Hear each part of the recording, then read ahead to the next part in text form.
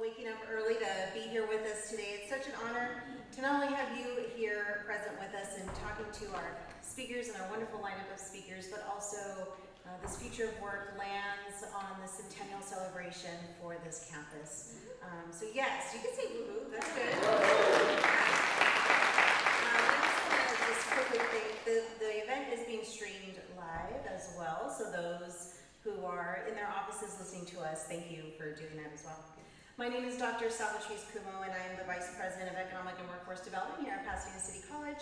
And our Future Work Conference is really a key signature event that we do every year. We're very excited about it and pleased about it because it really brings forward our connections to industry, what we and how we can be positioning ourselves, our institutions, our systems to better align with our partners that we'll see here today. Today's agenda is packed with insights and inspirations, and we are honored to welcome distinguished lineup of speakers, thought leaders, and innovators in their field. Thank you again to each one of them for being here, and of course a special thanks to our event sponsors and everyone who has put such great work in leading to today. Here is a brief look at our agenda up on the screen. We'll start with the fireside conversation with the Angel City Football Club co-founder and president, Julie Ehrman. You could clap. Followed by a discussion with sports entertainment experts moderated by the amazing Stephen Chung, president and CEO of the Los Angeles Economic Development Corporation. And then after that panel discussion, we'll have our last speaker of the day, Ms. Jasmine Starr, an inspiring business strategist, will take the stage. And then finally, our last program element of the conference will be recognizing an individual who has made tremendous achievements in the arena of workforce development, and we'll be announcing our LA Changemaker Award. Along the way, we will take breaks, so don't worry, we'll have plenty of breaks along the way. And please, I wouldn't be doing my job if I didn't ask you to post, take photos, talk about the event. You can do whatever you want, just be kind. And but please do make a point to talk about the event. With that, to help kick off this morning, I'd like to introduce a very important supporter and champion of our work here at PCC. Not only within the arena of economic development, but just in general, a champion of innovation and change and programming, our president, our CEO, Dr. Jose Gomez.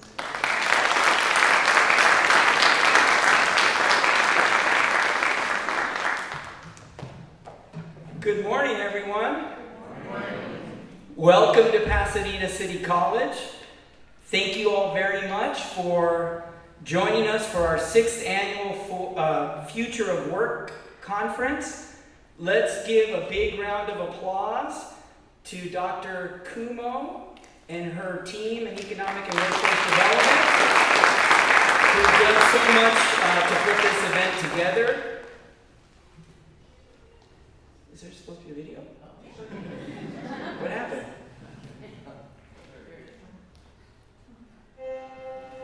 For us, a centennial is more than a milestone, more than a time to look back on bygone years.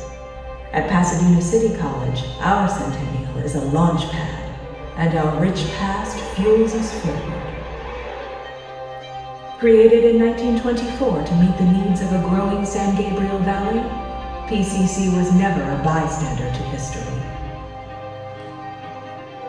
At PCC, we make history and rewrite the future. Students have come here for generations to discover their passion and their purpose, to launch or advance fulfilling careers that transform their lives, to learn from stellar faculty in exceptional academic programs, to be mentored and guided by dedicated staff, to be part of an active student body where everyone belongs, every identity is valued, and lifelong friends are made. Today, PCC is a premier community college, ranked among the finest higher education institutions in the nation, and we're the best in California for helping students transfer. We are innovators and creators, achievers and leaders who embrace our responsibility to serve our community and to make our city and region stronger. PCC infuses more than $500 million into our regional economy and graduates 4,000 students every year. As we celebrate our first century, we launch boldly into the next 100 years, pushing the bar of excellence higher, certain that together we will reach new and greater heights. Join us as we write our next chapter. Pasadena City College, celebrating 100 years of excellence.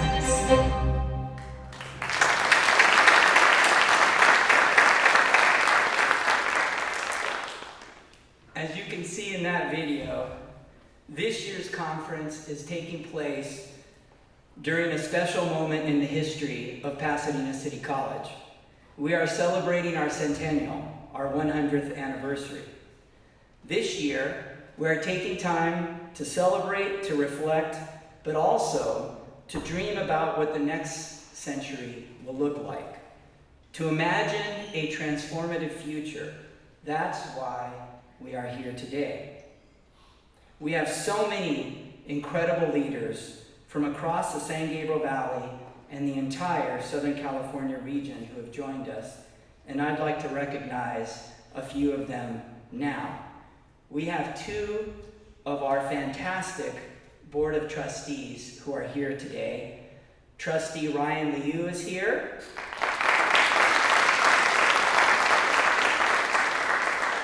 And also Trustee Tammy Silver is here.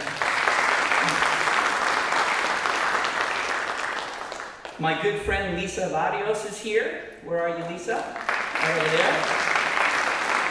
She's representing City Council member Justin Jones. And in addition, my colleague and mentor, President Keith Curry from Compton Community College is here.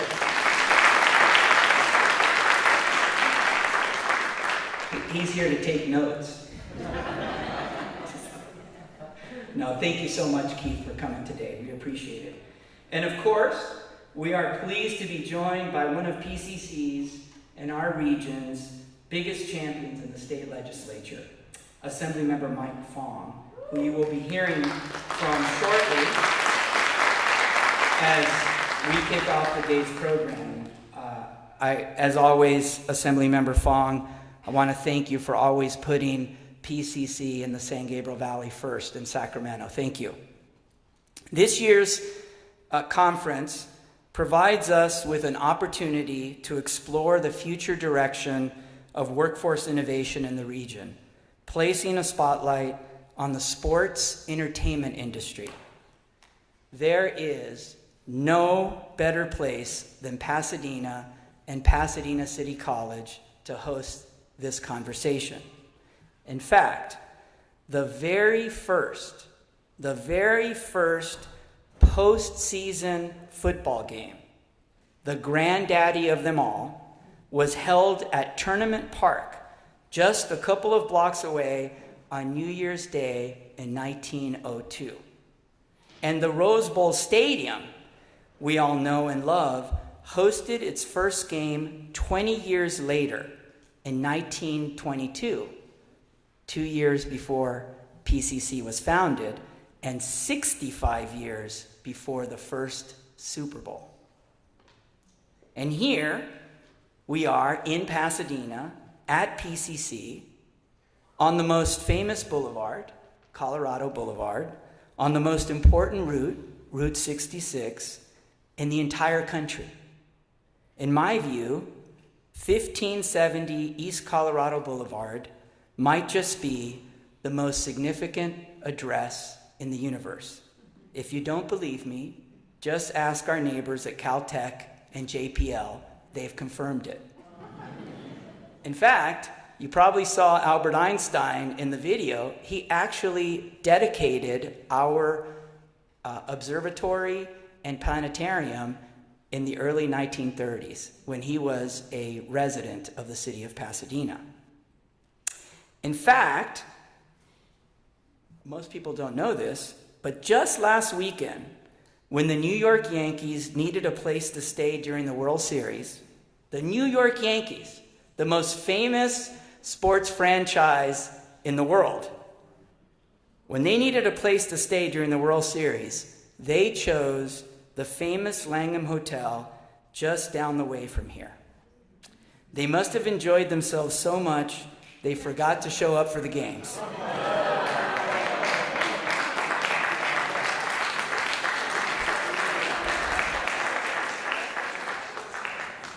Our region has a long tradition of leading the way in sports entertainment, and we are in an exciting time as we imagine how we prepare students to enter the workforce and shape the industry. I'm looking forward to hearing from the experts we have gathered for these important conversations, including Julie Ehrman, co-founder and president of the Angel City Football Club. By the way, Pasadena City College is proud to serve as Angel City FC's community college partner. So when Angel City was looking for a community college partner, they came all the way to Pasadena to find that partner, and we appreciate the opportunity to partner and collaborate with Angel City FC. Finally, as I mentioned earlier, we are very pleased to be joined by Assemblymember Mike Fong. Assemblymember Fong is a champion for PCC and for our region, and he has been the most staunch advocate for higher education and economic development in California. #1 for higher ed and economic development, and we're really fortunate and grateful that he represents us. Please join me in welcoming Assemblymember Fong.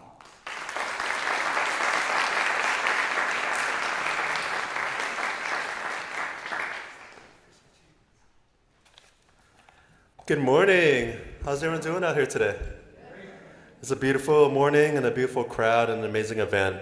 I'm so grateful for the opportunity to join you here today for the 6th annual Future of Work conference hosted by Pasadena City College. And just last year, we were here as well to talk about the future of work and workforce development. And one of my favorite podcasts is actually listening to the Future of Work podcast. So when I'm long drives across the district or everywhere, the work and efforts of Dr. Kumu and the team is tremendous in the economic and workforce development department. And as a state, we've been pushing hard on strong workforce funds and the work and efforts that's been done around the arts industry, sports, entertainment. You might have just seen the governor's announcement yesterday to also increase the tax allocation, film taxes allocation to $750 million, and that's something that would be a robust discussion next year as well. How do we provide those opportunities in entertainment here in Southern California and throughout the state of California? And as the president just mentioned, any Dodger fans in the house? It's nice to be up 3-0. I'm glad that the Yankees stayed at the Langham Hotel, so thank you for sharing that information and knowledge.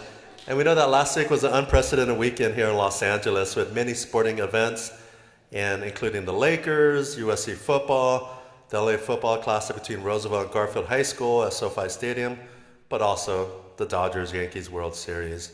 We know these sporting events provide Angelinos with opportunities for economic development across various sectors, including management, hospitality, and broadcasting, and also unprecedented traffic as well.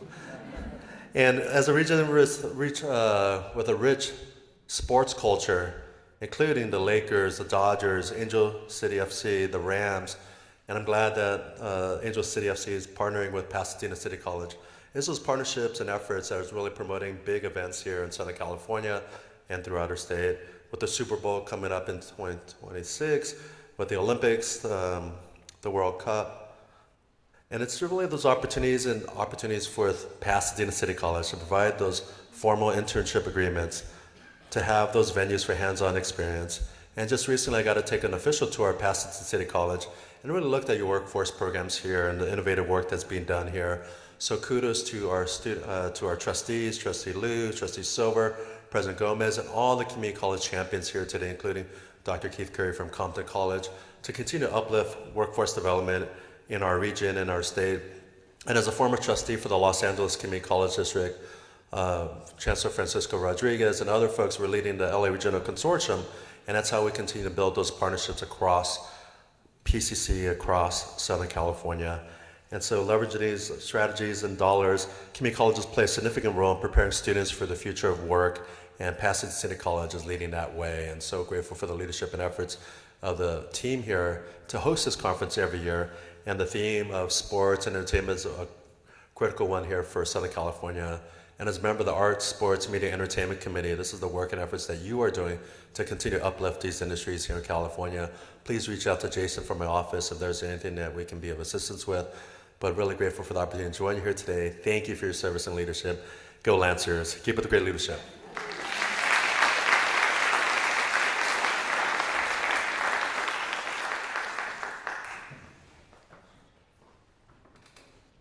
Thank you so much, Dr. Gomez. And Assemblymember Fong, thank you very, very much for your support. And we certainly couldn't do it with all the partners here in this room. And, you know, before this video kicks off, I wanted to share how excited we are. I mean, to be in the intersection of sports, media, and entertainment, in the entertainment capital, right, of this world, this is a very important time for us. And it's a very important time because the shift of the future of work is real, it is happening, and I'm glad that you're here supporting and listening in. So with that, I'm going to show just a real quick video. We at Angel City Football Club are thinking differently about football. This is not just a game, this is bigger than a game. We want to build an organization where mission and capital can coexist, and that started from day one. LA's new soccer team. It is backed by a star-studded group of women investors, creating the largest female lead ownership group in professional sports. LA's Angel City Women's Soccer Club winning the Sports Humanitarian Team of the Year award. ACFC is committed to raising at least $7 million for the Los Angeles community. That's when you know a team is run by women. 2, 3! A new docu-series on HBO Max chronicles the launch of the Women's Pro Team. Sports Team of the Year, Angel City FC. Jennifer is also a founding investor of the Angel City Football Club. Number 5, watch Sidney LaRue. Bicycle kick! How about that? Our mission is to have a positive impact on the Los Angeles community, to lead toward positive change, and to bring community together. We're playing for something that's bigger than, the game on the field. We're playing for what this club symbolizes. You're going to see our team and our amazing supporters doing their best to make as much impact as we can in the community. We believe in it, not just because we played, but because of all the women who came before us that laid the groundwork. That this is our legacy to help continue to grow the game, to grow the sport, and we can't think of a more fabulous place to do that. Giselle, youngest player ever to sign with Angel City. I never thought this would happen. The whole goal is to uplift these women and value them the way they deserve to be valued. Everything that this club stands for, I think, when you again stand at BMO under the lights with fans, and you just have to take a second to look at where women's sports and the game has come from and where it's going, and just feel how much passion and how much pride you have to represent the club. Let's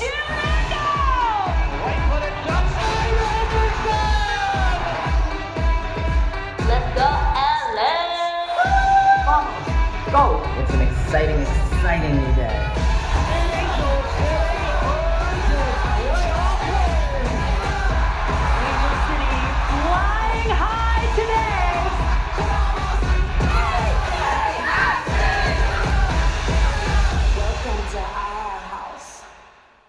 With that, it is my pleasure to introduce our first keynote speaker, Julie Ehrman, co-founder and president of Angel City FC. Julie is a trailblazer in the world of sports and entrepreneurship, creating one of the most inclusive, forward-thinking soccer clubs in the nation. Her work not only transformed women's sports, but also redefined how teams can serve their communities. Please help me welcome Julie Ehrman.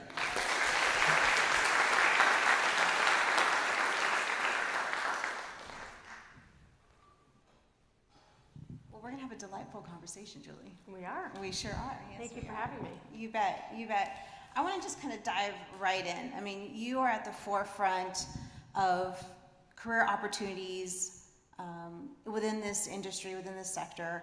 And I want to spend some time around looking at the startup models within this space. What career opportunities are you seeing moving forward as we prepare our students and upskill the existing workforce in this arena? Well, that's a softball question to start with. So yeah. Well, let me start by saying that I think sports has had a significant transformation in the last 10 years. And if you think about what has fundamentally changed in sports, it's social media. It used to be the only way that you could connect with the team or connect with the player or learn about an event was through broadcast media, right? So the games were broadcast on television. You'd have to listen to ESPN or read Sports Illustrated or the LA Times to understand what was going on. And your connection with those teams and with those players came through these large third-party distributors of content, creators of content. With the advent of social media and the acceleration of participation of social media, you now can create a direct connection with your fan, with the athlete that you love, and with the club that you love. You don't have to go through a Fox Sports or an ESPN or a Sports Illustrated to create the connection. And the reason that that is so fundamental is it allows players to become brands. It allows players to talk directly to fans. It allows teams to talk directly to fans. And so when you think about the future of work and how the startup culture can play a meaningful role in sports, it's how do I identify who my fan is? How do I connect with my fan? What kind of stories do they want to hear? What type of events do they want to be a part of? How can they give back to their community? How can they give back to their club? How can they engage with their club? And so I think when you think about sports, it's not just about the 90-minute soccer game or the 3-hour football game or the 10-hour baseball game, right? It's really about how can I engage a fan and how can I transform them into being sort of an activist for the club. And I really appreciate you saying that, because as we develop our programs and we think about skills alignment and skill development, with the rise of what you just shared, this with data analytics and really paying attention to how we engage with the fans and multiple different vehicles in which we do so. What would you say are some of the skills that we need to be paying attention to, not only as educators, but also as young professionals kind of moving into this space? Right, so if we break it into 3 categories, how do you find the fan, how do you engage the fan, and how do you build the sport? If you talk about how do you find the fan, it's exactly what you said. It starts with data and analytics. How can we use the tools we have today to understand who our true fan is? Because then I can build a product that resonates with them so they want to come to the game. Some people want to come to the games because they love football. They love watching soccer. Other people want to come for a sense of community, for a sense of belonging. Others want to come because it's fun and exciting. Others come because it's a FOMO experience, right? But it better be for Angel City, right? But the first question is, who is your fan and how do I connect with them? And that's really rethinking data and analytics. And when you think about data and analytics, it's almost 2 parts. One, we use data and analytics as relates to ticketing and ticket pricing. How do you think about dynamic pricing? It's not just $10 and you walk in the door, right? I think that is an old model, and it certainly does a disservice to women's sports, where I think women's sports used to be thought of as charity, and if we make it inexpensive, people are going to come. The flip side of that is, if you make it inexpensive, you are now making a statement about the value of the product and the experience, right? So if it's inexpensive, then you're saying, well, maybe the product isn't that good, right? Or even think about it this way. If I charge $10 or $15 for a game and it's raining, is a Los Angelian going to get in their car? Or there's traffic? No, because for $10 you might decide it's not worth it. But if I paid $50 or $150, it's a much different decision-making process.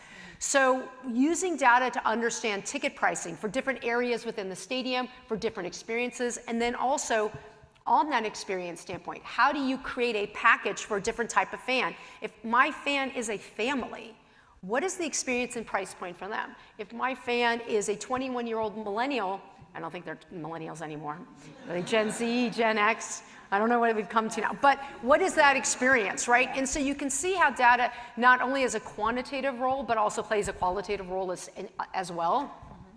I think AI is really fascinating as far as how do you communicate to your fans. So one of the tools that I'm asking my team to use is as we think about our advertising and our email marketing. If you're a designer, right, those are really boring things to design, right? Designing an email is really not that interesting. Designing an ad isn't that interesting, right? So there are now tools where we can provide a dozen different assets, a dozen different messages, and let AI put them together and then point them to the right audience, right? Once we understand who those audience is. So as you think about roles in sort of the future of work and careers, data, analytics, marketing, segmentation, messaging, PR, it's all really important.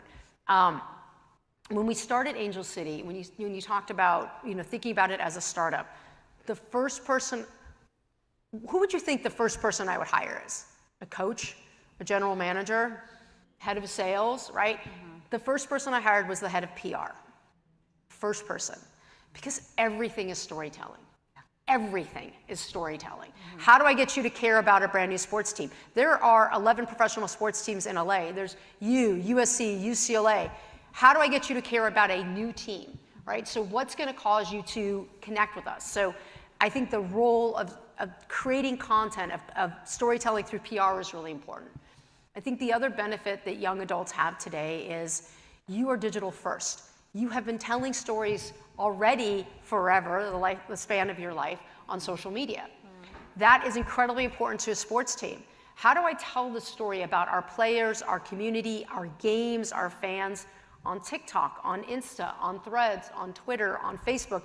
Each one of those platforms is different. Each one of the audience members of those platforms are different. So how do I shape that narrative, and how do I tell that story differently? And then the last thing is the game experience, right? So think about game day. Think about the game day presentation. From the moment I wake up to the moment I go to bed, how do I engage a fan in this? And that's the pre-game events that we have with the Fan Fest, where we create an experience for everyone and actually partner with PCC, as a number of your students are ambassadors for us on game day. So there's, operational roles. We have PR coordinators, right? How do we make sure that we're satisfying all of the media outlets and making sure they get the right stories? How do we give opportunity to women? This is a women's game. The person that reads the PA should be a woman. You think that's obvious. I think we're the only team in the league that has a female PA reader, right?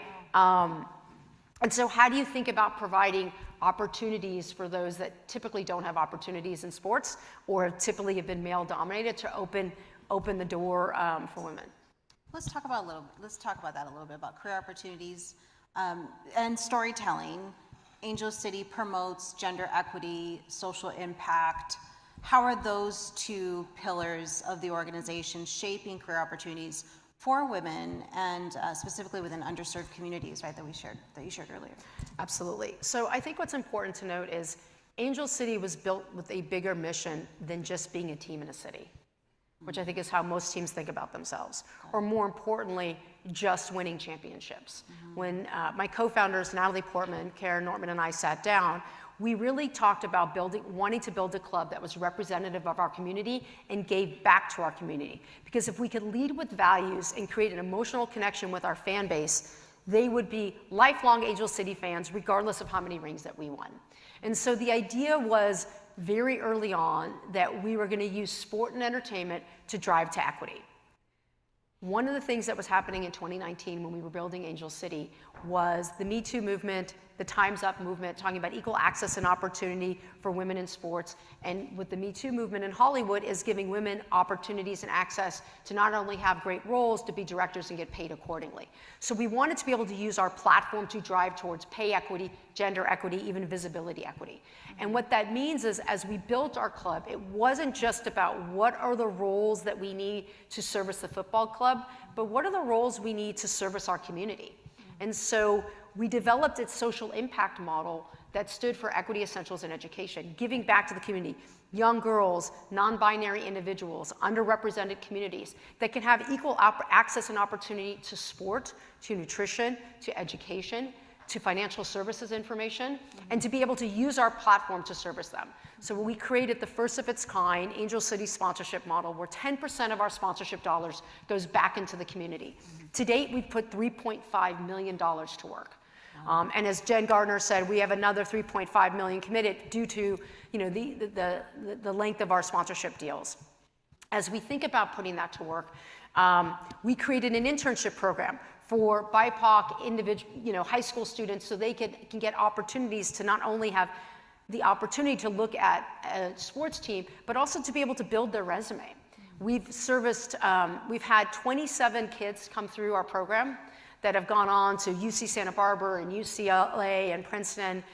We've also partnered with an organization in LA called Las Fotos, which is giving young Latinos and Latinas opportunities to utilize their craft of photography and content storytelling and give them the opportunity to capture our games and then be able to share their content not only with Angel City but with media partners. And so we are really intentional about how we work with our community, focusing on initially women and young girls and non-binary youth. Are there specific examples of that? I mean, you shared some, right, Yes. in general, in a nutshell, but are there specific examples of local community development as it relates to gender equity and social impact? Yeah, I mean, that you're able to share. Oh yeah, no, I can share. I mean, gender equity, one of my favorite stories is one of our sponsors from our first 2 years was crypto. And there was a lot of concern around crypto because of the impact on the community and how it's really only for a certain segment of people that really understand it. And so there was a question about why Angel City was partnering with them. But what we learned was that when new financial instruments are brought to market, women are typically left behind. So when you think about cryptocurrencies and new financial instruments and mechanisms, men are early adopters and women are late to the party. So the time women get to the party, like that opportunity potentially for the big upsider to be a first mover, they've missed. Why do you think that is, though? I mean, in your humble opinion, why do you think that is? Because they're not being educated, because they're not in the room, right? And so we decided with that partnership with Crypto.com to address financial literacy and to help women be first movers. So we created a program that educated women, on the one hand, we partner with the Downtown Women's Center, which are women that are getting back into the workforce that have been homeless and families. We've taught them about, checking accounts and savings accounts and savings, right? So like the fundamentals, but then we also created a program to educate about all of these sort of new financial instruments. And so it's sort of incredible to have this platform where we address equity essentials in education, where we can look at the marketplace and say, how can we help? How can we make a difference? How can we get women on in equal footing with men? Because again, the goal of Angel City is to drive to equity. We've partnered with iFund Women, which supports minority and women entrepreneurs. It not only gives funding, but education and resource and tools. We've launched a program called the Player 22 Fund, which allows former women's football players of any level of any team, not just Angel City, to be able to get access to money through a grant program so they can have monies not only to support their educational endeavors, maybe they want to be a coach or they want to get a license or they want to become a broadcaster, or maybe they have an entrepreneurial business that they want support in. So that's sort of another example. But we have about 15 different partners in LA that we work with, and every time we bring on a new sponsor, we sit down with them and determine where our values align, where we can have that positive impact in a community, and then we develop a program around them. Excellent. And Angel City has done so well in building a global brand. It's not just local. We're not the Yankees, but we're working on it. It's a global brand that has a very high emphasis on local impact. Yes. Those dualities kind of offer some great opportunities and some challenges. Can you talk a little bit about what have you seen as positive impacts on that duality in our workforce? Yeah, I mean, I think it's, look, when Angel City came to market, we made a lot of bold statements. We were female-founded, majority female-owned, and majority female-run, and we still are today. We talked about having a positive impact in the community while we won on the pitch. We talked about driving towards equity, which we know is a many-year endeavor, but you have to take steps going forward. And we talked about being a global brand.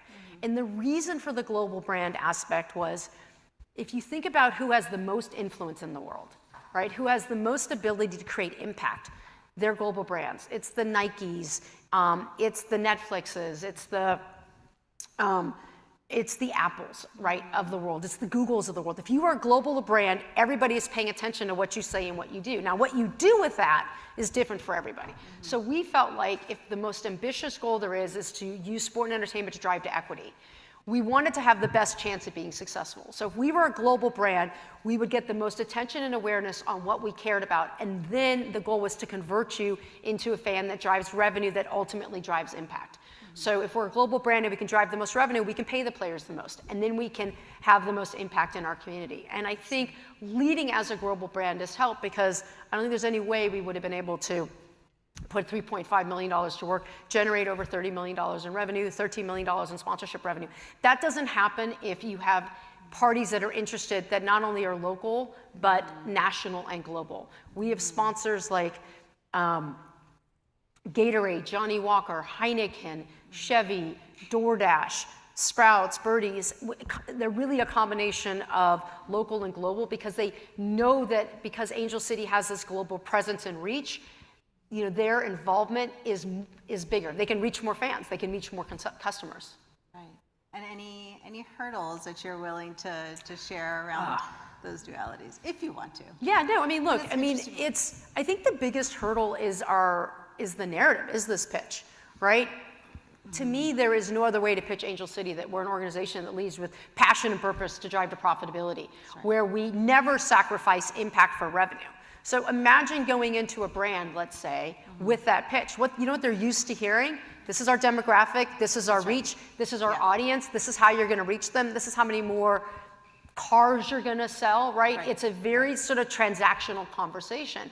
And when we come in and talk about impact and equity and having a positive impact in the community, and this partnership is a year round, it's not just, you know, for 13 home games a year, they don't understand, right? It's something that's foreign to them. And then you run into this whole challenge of, and we used to, not so much today, but are you a charity or are you a sports team? Like, you can't be both. You can't lead with impact and want to win football games, right? You can't lead with impact and want to make money. Those two things don't coexist. And what we found when we were originally raising money for Angel City is that 100 people we talked to agreed those things don't coexist. Like everybody said no, they didn't get it. And then we started to having conversations with a different type of investor. They were celebrities and they were athletes, and they understood that we were building a platform that stood for both. And they recognized it in them that they are platforms, that they use their social media to push their, you know, social impact agendas, whether it's to get the Latina vote out or, you know, food insecurity, and then they also use their platform to promote their latest movie or television show or directorial debut. So to them, they recognize that, you know, impact and sort of profit, or, you know, caring about a business side, you can actually grow faster and get there sooner. And so they saw that in Angel City, and it was a really big aha moment for us that we were initially talking to the wrong people when it was based on fundraising, and that sometimes, look, it's so much easier to say no than it is to say yes. For sure. Right? First of all, they made it easy. It's a 2-letter word. But secondarily, when you say no, you don't like the conversation's over and you've moved on, right? When you say yes, you have to be committed. You have to know why you're saying yes. You have to follow through. You have to care. And so with Angel City, it was how do we make you care? And I think when you think about the future of work, if you think about sports as a finite business, it's about how many fans we can get into the stadium and how many wins we have. You're missing out on the larger opportunity on how do I engage fans? How do I tell my story to a broad audience? One of the things that we say at Angel City that we, you know, I will be honest, that we stole from Liverpool was, right, 1% of your fans will ever come to a game, right? 99% of your fans live somewhere else. So when you think about the future of work, how do I engage them? Whether it's membership or content storytelling or experiences or travel, how do I make the Angel City fan that lives in England or Australia or Germany feel a part of us? We've sold merch in 50 different countries in all 50 states. How do I continue to engage that fan? That's impressive, by the way. I don't even know where to start with unpacking just how you pitched to investors. Because you're right, it's foreign. It's foreign to an investor to say, yes, we could be profitable and have social impact. And it takes a different kind of entrepreneur to to demonstrate that, to tell that story. And so I want to shift gears just a little bit and really talk about the entrepreneurship side of sports, entertainment, and media, and your journey a little bit. So I thought that perhaps maybe you can share a little bit about your entrepreneurial journey. We have students in the audience who are aspiring entrepreneurs themselves, right? And tell a little bit about your journey and how can aspiring entrepreneurs be a part of sports, entertainment, and media? And where do you see the growth? Where do you see opportunity in that? Got it. Well, I think it's important to note that my first job in sports was with Angel City. I've also been I've been a working woman in my career for a couple decades. We won't say how many because that makes me feel old. That's right. No one needs to know. But the point is that I've had 13 different jobs. I've worked in 7 different industries. And the message there is that careers are very long. And it takes time to find what you're really good at. It's also it's okay to pay your dues and to actually learn and develop real skills that are going to have real value. What is the through line, I guess, of my career is 2 things. One is the entrepreneurial nature, whether I was my own sort of general manager or CEO or founder, or I played an entrepreneurial role in an established organization. My path went through business development. Business development is a very fancy way for saying sales.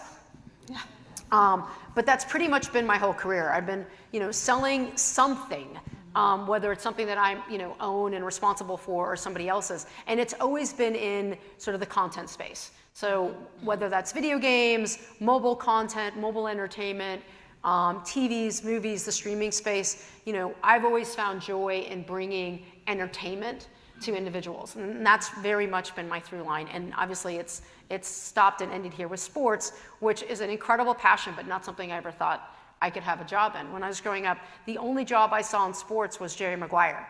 So for the 5 of you that are as old as me in this room, you know that movie. I mentioned it to my son who's 13 and my nephew who's 16. And they had no idea what I was talking about. So I'm clearly a failed mom. No. And it is on the Netflix viewing list for this weekend. But all I knew growing up was that you could be an agent. It actually never occurred to me that there were jobs in sports. Like it just didn't even, maybe as a woman, again, we have this challenge where if you don't see it, you don't know that you can have it. And I think being on the stage is one of the things that starts to change that, and having more women in powerful roles seems to change that. But when I realized that the company that Jerry Maguire, the real one, worked for was in the Midwest, and I'm born and raised Los Angelian, I'm like, well, that's not going to work. I want to have my career here. I never thought about sports again. And so I think what's the lesson there is, if you're passionate about an industry, you need to find out where they're located everywhere. And you need to see who's working in them and how to get your pathway there. There's a ton of internships in sports. There are 11 sports teams here. It's pretty incredible. I think that's one. I think 2 is, specifically when you think about sports, people think about the act of playing the sport. But as we mentioned, there's so much more around it, right? We have 1 game a week. There's 6 days of work that leads up to that game, right? What does that game day experience look like? How are we getting people to know there is a game? How do we get people to buy a ticket for that game? How do we get sponsors to want to show up to support it, right? And so there's a whole ecosystem, there's an industry around the business of sport. Being an entrepreneur is hard. You hear more no's than you ever hear yeses. This concept of a thick skin is really important. Not taking things personally is important. But though I think the biggest thing that I learned when I've heard no's, and you only know this in hindsight, is that for the most part, it wasn't that the idea was wrong. It wasn't that the strategy was wrong. It really was that I was talking to the wrong person. You have to talk to someone who actually has a willingness and an openness to say yes. When we were first pitching Angel City, I talk about the 100 no's. That is actually not an exaggeration. When you listen to why they said no, it was LA's too crowded as a marketplace for sports. You're 3 females. You're 3 females that have no sports experience. That part's valid. The 3 females, sort of not so much, right? And if we asked them if they were soccer fans, most of the time they said no. If we asked them if they were women's soccer fans, outside maybe the Olympics and the World Cup, they would say no. So in hindsight, it's like we just weren't talking to the right people. We weren't talking to people that had a propensity to say yes if they believed in your mission, your strategy, and your vision. And when we changed who we were talking to, the yeses started rolling in. And so as an entrepreneur, it's make sure you're talking to somebody who actually is interested in what it is you are saying. Because the first people that say yes, the first people that give you their money, it is not because of what you're selling. It is almost never because of what it's selling. They're giving you their money, they're giving you your yes or your support because of you, because of your passion, your enthusiasm, your commitment, your belief, your conviction in what it is you are going to bring to life. And they believe that you are going to do everything possible to make it happen. And they also know that if it doesn't happen, it's okay because they believed in you. So when you are selling and pitching it as an entrepreneur, you have to have that level of conviction and passion and dedication to what it is you're trying to do. Because once you get past the I'm betting on you, the entrepreneur, then eventually they're going to bet on you and the business. But that takes time, right? And so having the education, have the skill, having experience, right? So if you want to be an entrepreneur in content development, what's the content that you've already created? And it's okay if it's on your social channels. Right. But how do you show that you have an expertise or an understanding of what it is? In today's environment with machine learning and AI, like you can launch a website. You don't need 5 engineers as a partner to build something. Right. You actually, and I'm going to say something that you know better than I, but you can go to ChatGPT and say, what's the code to build X, right? And it's launched tomorrow. Right, so I think there's an opportunity to show your passion, enthusiasm more than just a PowerPoint deck, which is going to get you to a yes a lot faster.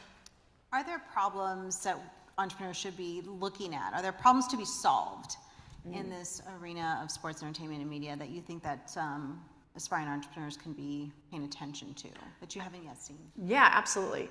Fandom has fundamentally changed, and I sort of go back to where I started with social media as a way to connect. But the flip side of that is, like when my parents and my grandparents were growing up, they were a fan of a sport. I'll give you an example.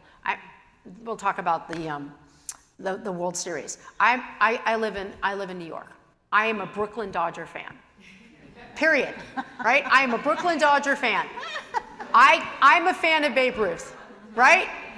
I'm a fan of Babe Ruth. Babe Ruth gets traded to the Red Sox. I hate Babe Ruth. I'm a Brooklyn Dodger fan, full stop, right? And I love baseball. But today with social media, I am a fan of Shohei Ohtani, right? He plays for the Angels. I'm a fan of the Angels, right? And then I watch baseball. He gets traded to the Dodgers. What happens? I am now a fan of the Dodgers, right? So fandom has fundamentally changed where you're a fan of a player first, then a team second, then a league third, and those allegiances, you're not born with them anymore. They're developed. I think fantasy sports has accelerated that too. When I watch the English Premier League on the weekends, I watch games play, but I'm watching my player, right? And it's like, and I want certain teams to lose because I need players to get a clean sheet that are playing against them, right? So that's changed. So as like an up and coming, person in sports and entertainment, as you think about the future and work, it really is, how do I find these fans? How do I gauge these fans? And how do I create a connection so I don't lose these fans, right? I think that's something that is an incredibly powerful tool, and we can talk about, specifically data and analytics, content creation and storytelling, live experiences, but it's changing, and the attention span of fans are changing.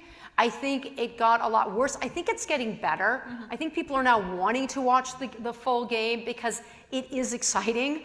And so how do we translate that into product? How do we think about content outside of just the clips, but how do we get you to engage to then again want to come to a game, because it creates the sense of community and belonging that I think was lost during the years of the pandemic and COVID that people are interested in bringing back. And then I would say, which is probably not so obvious, is there are a lot of unique sports that are coming to market today, right? It is not just football, basketball, baseball, hockey, and soccer, right? You're seeing pickleball, you're seeing Tiger Woods, reimagine golf, right? And how do you add technology and simulation? It may work, it may not work, but it's fascinating to watch. You see the new Premier Women's Hockey League, right? So it's not just new leagues, but it's actually women, getting an opportunity to play professionally as athletes. There's Padel, which is based in Europe, that's sort of coming here. There's the Darts League, there's the USL. There's a lot of new sports that are coming to market. So how can you play a role in bringing those to market and creating a future for them, for both men and women? Excellent, thank you. And we're going to take some questions from the audience in just a minute, but before I do, speaking of role, what role do we play? How can PCC, our institution, any other institution who might want to be a partner to Angel City, how can we be better partners to you? Look, you are the audience that we want to attract, right? I mean, it's incredibly powerful. When we talk about who the best fan is for Angel City, I'm sure you're thinking the mom or the family. The answer to that is no, because it's too limiting. If I create only a family experience, how many of you are going to come? Right? You don't want to come to the ice capades when you go to a sporting event, right? You want to come to something that is relevant to you and your experience. And so when I think about who is the fan that we need to nail, it's the 13-year-old boy and girl, right? It's the Brooklyn Dodgers fan. If I can nail the 13-year-old girl and boy to become a fan of Angel City today, I believe they could be a fan for their entire lives. And that's years of engagement, monetization, word of mouth storytelling, right? So you represent, and so basically the younger you are, the more valuable you are to me, right? So again, it's like, how can you help me tell my stories, right? How can you help me engage? How can you help me connect with your community, with your fan base, with your likes and interests, right? And so as we have a partnership with PCC, right, we talk about youth and engagement. You partner with us on game days to make it feel warm and welcoming. But that idea of is like, I want to know what resonates with you. I want to know, like, what do you click on in TikTok? What story do you watch and why? And where do you spend your money? Like, the consumer today has changed. We talk about consumers as being conscious consumers tonight. They actually want to know the values of the brand with which the product they're buying. Do they care? Do they give back? Are they environmentally friendly? Like, we actually care. We're not just making a decision based on price and quality. We're also making a decision based on values. So how do I connect to your values? Because if I connect to your values, I can drive more revenue, I can pay my players more, I can provide more impact in the community. Right, thank you, that was great. We're gonna pause here and take some questions from the audience. Yes, do we have we have a mic coming your way.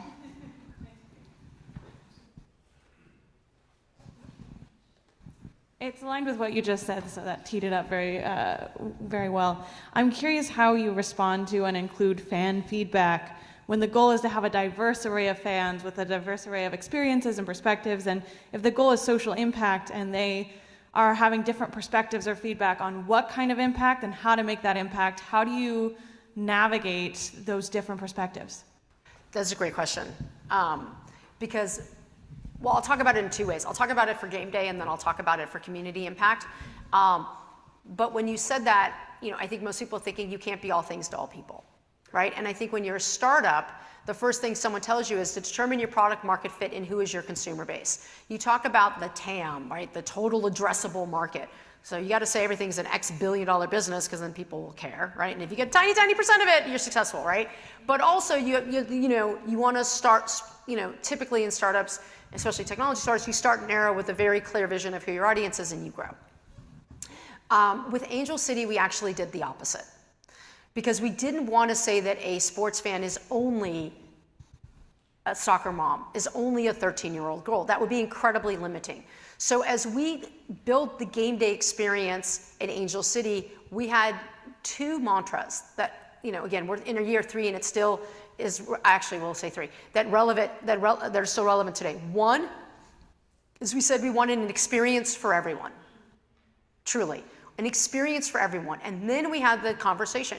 What does the family experience look like? What does the millennial experience look like? What does the plus 50 experience look like, right? What does the experience look for all, like, and we spent a lot of time thinking about the demographics and the age group. How do we create experience for everyone? And with our Fan Fest, we made sure that there was a reason that you would want to come early and engage. And that could be with our entertainment, our giveaways, our partners. You will have a spirit station, but we'll also have a bar, and then we'll have a DJ, and maybe we'll have a drag show for a Pride. Like, how do we make sure we're bringing in the LGBTQ community? So we were really intentional about an experience for everyone, and that's not easy, and that's not common. I went to another NWSL teams of game. It was an away game, and their Fan Fest, and I kid you not, their Fan Fest was bouncy house, DJ, bouncy house, bar. So on one hand, bar. Okay. And I'm like, on one hand, I'm like, this is amazing. They had something. Like, that's how low the bar is for, right? Like, they actually had something. So, like, that was super positive. But then also, my next thought was, well, I'm not going to come early to games. There's nothing here for me, right? So we're really intentional about that. As it relates to your question about community, yes, you have to be, thoughtful and narrow, because our first year, interestingly, we had something like 30 different community partners. So we were a mile wide and an inch deep. And we didn't feel like we were having enough impact, because after a year, it was like, these programs are really good. If we doubled down here, if we spent more money, we'd be able to have more impact. So now I think, Evan, you probably know, how many partners in community? We have like 13, 15 now? Something like that. And so we decided to go smaller and deeper. So when we bring in sponsors, the other thing that's really interesting, everybody wants to own their niche, right? So they don't want to share. But with Angel City, we really talk about the fact that if we can put more money to work, right? If we can provide more resources to our partners, we can actually have more impact. Our Player 22 fund has 5 different sponsors partnered. Like, that never happens, where you have multiple partners want to share something, but they recognize the impact and they're willing to share because the impact is more important than saying, I do this alone. And so we have fewer partners: Downtown Women's Shelter, the LGBTQ Center in West Hollywood, the 22 elementary school. Anyway, so we have smaller partners where we go deeper with them. And we really focus, I said, on this concept of equity essentials in education.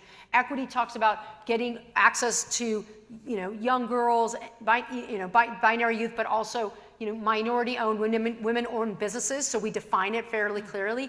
Essentials is twofold. One is, yes, access to low, no-cost soccer play and instruction. But it's also this concept of, if I don't have the core essentials to play a sport, it doesn't matter if there's a pitch across the street from me. So next weekend, we are celebrating our 2 millionth meal that we've delivered with DoorDash to address the last mile and food insecurity in LA. So the question is, well, how does that have anything to do with sports? Well, if I don't have 3 square meals a day, I can't play, right? So we're addressing the essentials of nutrition. Some of our partners, we address transportation. If I can't get to a pitch, it doesn't matter if the instruction is free if I can't get there. So we address transportation through essentials. The number one reason young girls stop playing sports, number one reason, they can't afford a sports bra. It's just like devastating and mind-blowing. And as you take a step back, it makes sense. First of all, men, sports bras are really expensive. I think mine is 10 years old. They're expensive. It's not something you buy every year. Like, they are expensive. And then secondarily, if you come from a family that puts boys first, and boys don't need or have a sports bra, there's no hand-me-down to girls, right? So we partnered with Nike, and we've distributed over 22,000 sports bras to young girls in need when we kickstarted ticket sales for Angel City. And I can give you sort of other examples of sort of the essentials. But to your point, we try to be a little bit more narrow, but very specific. Young girls, underrepresented, women-owned businesses, minority-owned businesses. We try to take care of our community first. We have a global brand and global reach and awareness that we can drive the revenue to drive the impact that we can have locally. Yeah. Thank you. That was amazing. We have one more question. Right up here. Question back there and then down here. Okay, thank you for the question. You said you worked in many different industries, and now you're in sports. If you made $1 billion or more, will you diversify? Oh, sorry, say the question again? Will you diversify? Will she diversify if she has $1 million more in profits? Billion. Oh my God. $1 billion. Well, Look, I think, we were intentional, again, about building a club that was representative of community, not just in the front office, but on the soccer pitch. Angel City is a majority female ownership group, over a third LGBTQ, representative of a number of different nationalities. We're really intentional because we want Angel City to feel like our community, and we want our community to feel a sense of belonging with Angel City. So we believe, look, you're never done. We haven't hit our goals yet. We're not perfect yet. We have, internship programs and entry-level programs that allow us to, be able to reach people that may not have the perfect experience or the perfect background. Sure. I think one of the challenges that you run into is when you want to diversify, at least at the C-level suite, it's sometimes the talent pool isn't there for the experience or the backgrounds you want. So you have to create pathways. Yeah. So we're incredibly focused on creating pathways. We have a woman general manager. We have a woman head coach, right? This idea, if you see it, you can be it, and to create the pathways and develop it. We also recognize that there aren't enough women, let's say, in coaching. So as part of one of our 10% sponsorship models, in partnership with Gatorade, we created the Angel City Coaching Network. We have provided licenses to over 116 different coaches, and the idea is that to help women, non-binary individuals, Hispanic, Latino, Black individuals become coaches so that when they go back into their community, right, their community can see what's possible. And so we're incredibly intentional. So yes, every $1 million will help, and we will do more. The question is, do you have $1 billion you want to spare? But it's really important for us to create the pathways in every sort of level of our organization. Thank you. We're going to have time for one more question, and then we're going to wrap up. This is what happens when you have a good time, right? We run over time. I just have a quick question. One, just thank you so much. You are just a huge role model of mine, and thank you. As an entrepreneur and as a woman of color, I feel like I get in a lot of rooms where I know I am there to check a box for them. And sometimes I'm like, worth it. But sometimes it just feels a little grimy. And so I wanted to know if there's been moments for you where you're like, you know what, actually this was worth it. A little bit of like Wall Street, where you're like, I'm gonna pay the hand. I don't know if you could just, if you're vulnerable enough or if this is the right moment, just to share, how do you walk that line and what that experience has been like for you? So, I don't know if this is the popular answer. To me, it doesn't matter how you got in the room. You're in the room, right? Like, you now have a seat at the table. It's funny, when I was doing a lot of talks about like women entrepreneurship and women in gaming, because that's not really in sports, and at one point I was like, I sort of resented it, like I didn't want to talk about it anymore, but then I realized like my story is actually unique and it can be inspiring in a way, and now I love it and I do it all the time. And I guess my point to you is, you now have a seat at the table. You get to talk about your experience. You get to talk about the community you represent. You get to talk about the viewpoint from your position, right? And your voice is equal to, if you walk into that room thinking that you are lesser than, or you're just checking a box, or you're just there so that everyone feels good, and you don't use your voice, that is truly shame on you, because you are in the room. They have to listen to you. And I would almost argue that the only way to get you to settle down is if they do what you want them to do. Do you know what I mean? Right? And so like, you have so much power once you're in the room, and that you have to see. Now, you have to have the data to back it up, and you have to have the experience, and you have to be able to walk the talk, right? But I do think that our culture is changing. I think the fact that you're wanted in that room, whether it's checking a box or it's for some other means, is because they actually do value diverse thinking. And if you look at, there was a stat that was said the other day, like, at least in sports, 77% of women are sports fans. It's like, oh my God, how many people have you not, and that's sports fans, that's men's sports fans, that's women's sports fans.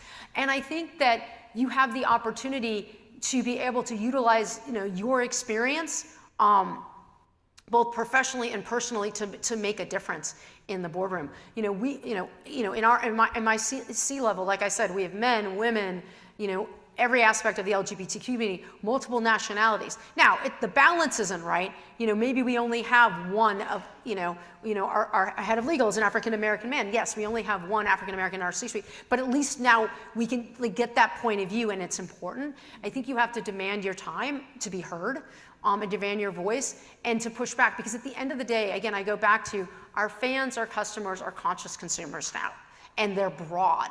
Right? And so you have to find that message that resonates with them and creates that connection. I think the second part of using your voice, and this is also as powerful, is you have to hold the door open.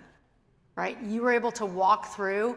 Now that you've come through, you literally need to hold the door open and pull the next person in. So when you want to bring in a new program or talk about somebody, be thoughtful about who you bring into that room and how you tell that story. But the seat at the table is sort of the first step. Opening the door, holding it open, and pulling someone through, is what I focus on doing every day. And you have that opportunity to do that. And it's with great power comes great responsibility, whatever the Spider-Man quote is. But it's really quite true. So it's like you should be, excited that you're in the room no matter how you got there. And now it's like, think about what you're going to do now that you have that seat and you have your voice. That is a beautiful way to sunset this conversation. Julie Ehrman, everyone, give a round of applause, please. Thank you so much for joining us. It's been an absolute pleasure. Absolute pleasure. We are going to move into a quick 10-minute break. Do come back. We have still refreshments outside, I believe. And we'll have another stellar lineup of speakers, so please come back.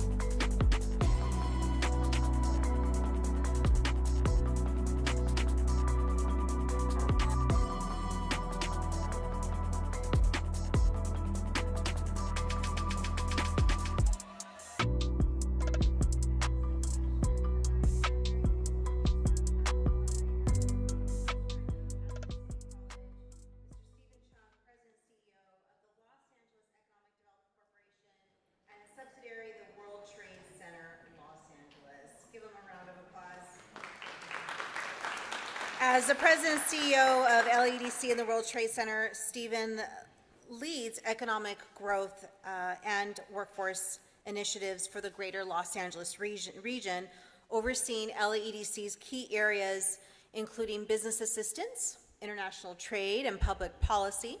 Before joining LAEDC in 2014, Stephen served as a Secretary General and Managing Director of International Trade and Foreign Affairs for Los Angeles Mayors Eric Garcetti and Antonio Villagrosa. Thank you. Where he managed policies and programs related to the Port of Los Angeles World Airports, international affairs, global trade, and clean technology. Stephen currently sits on the board of advisors for UCLA's Luskin School of Public Affairs, UCLA Extension, Coro Southern California, and Sister Cities of Los Angeles, while also serving on the Los Angeles County Workforce Development Board. Thank you, Stephen. Welcome. And we give him a round of applause. Thank you, Salvatrice, and good morning, everybody. What a great session to start this morning with Julie. There's a lot of information that was given, and we're going to continue and actually delve a bit deeper into some of those topics that we were addressing. So this Future of Work panel is focused on championing careers, workforce development at the intersection of sports and entertainment. And we have this amazing panel that will be able to share a lot more insight. So I'm going to start with introduction and go directly into the questions. We have Liliana Perez Palacio, the Senior Director of Cultural Affairs for the Los Angeles Chargers. We have Monique Reeves, the Chief Revenue Officer for the Rose Bowl Stadium. We have Matt Cacciato, President and CEO for the Los Angeles Sports Council and Southern California Committee for the Olympic Games. And of course, we have Dr. Salvatrice Cubo, the Vice President of Economic Workforce Development for Pasadena City College. So I get the easy job of actually being the moderator because usually I'm in the panel discussion. I get to have to answer the tough questions, but I get to ask the questions. So let's put it in perspective. This morning we heard Julie talk about sports entertainment and some of the opportunities that are available, especially when it comes to workforce development, engagement, and what a sports team can look like. One of the things she mentioned was actually quite interesting, is about this intersection of revenue versus doing good for the community.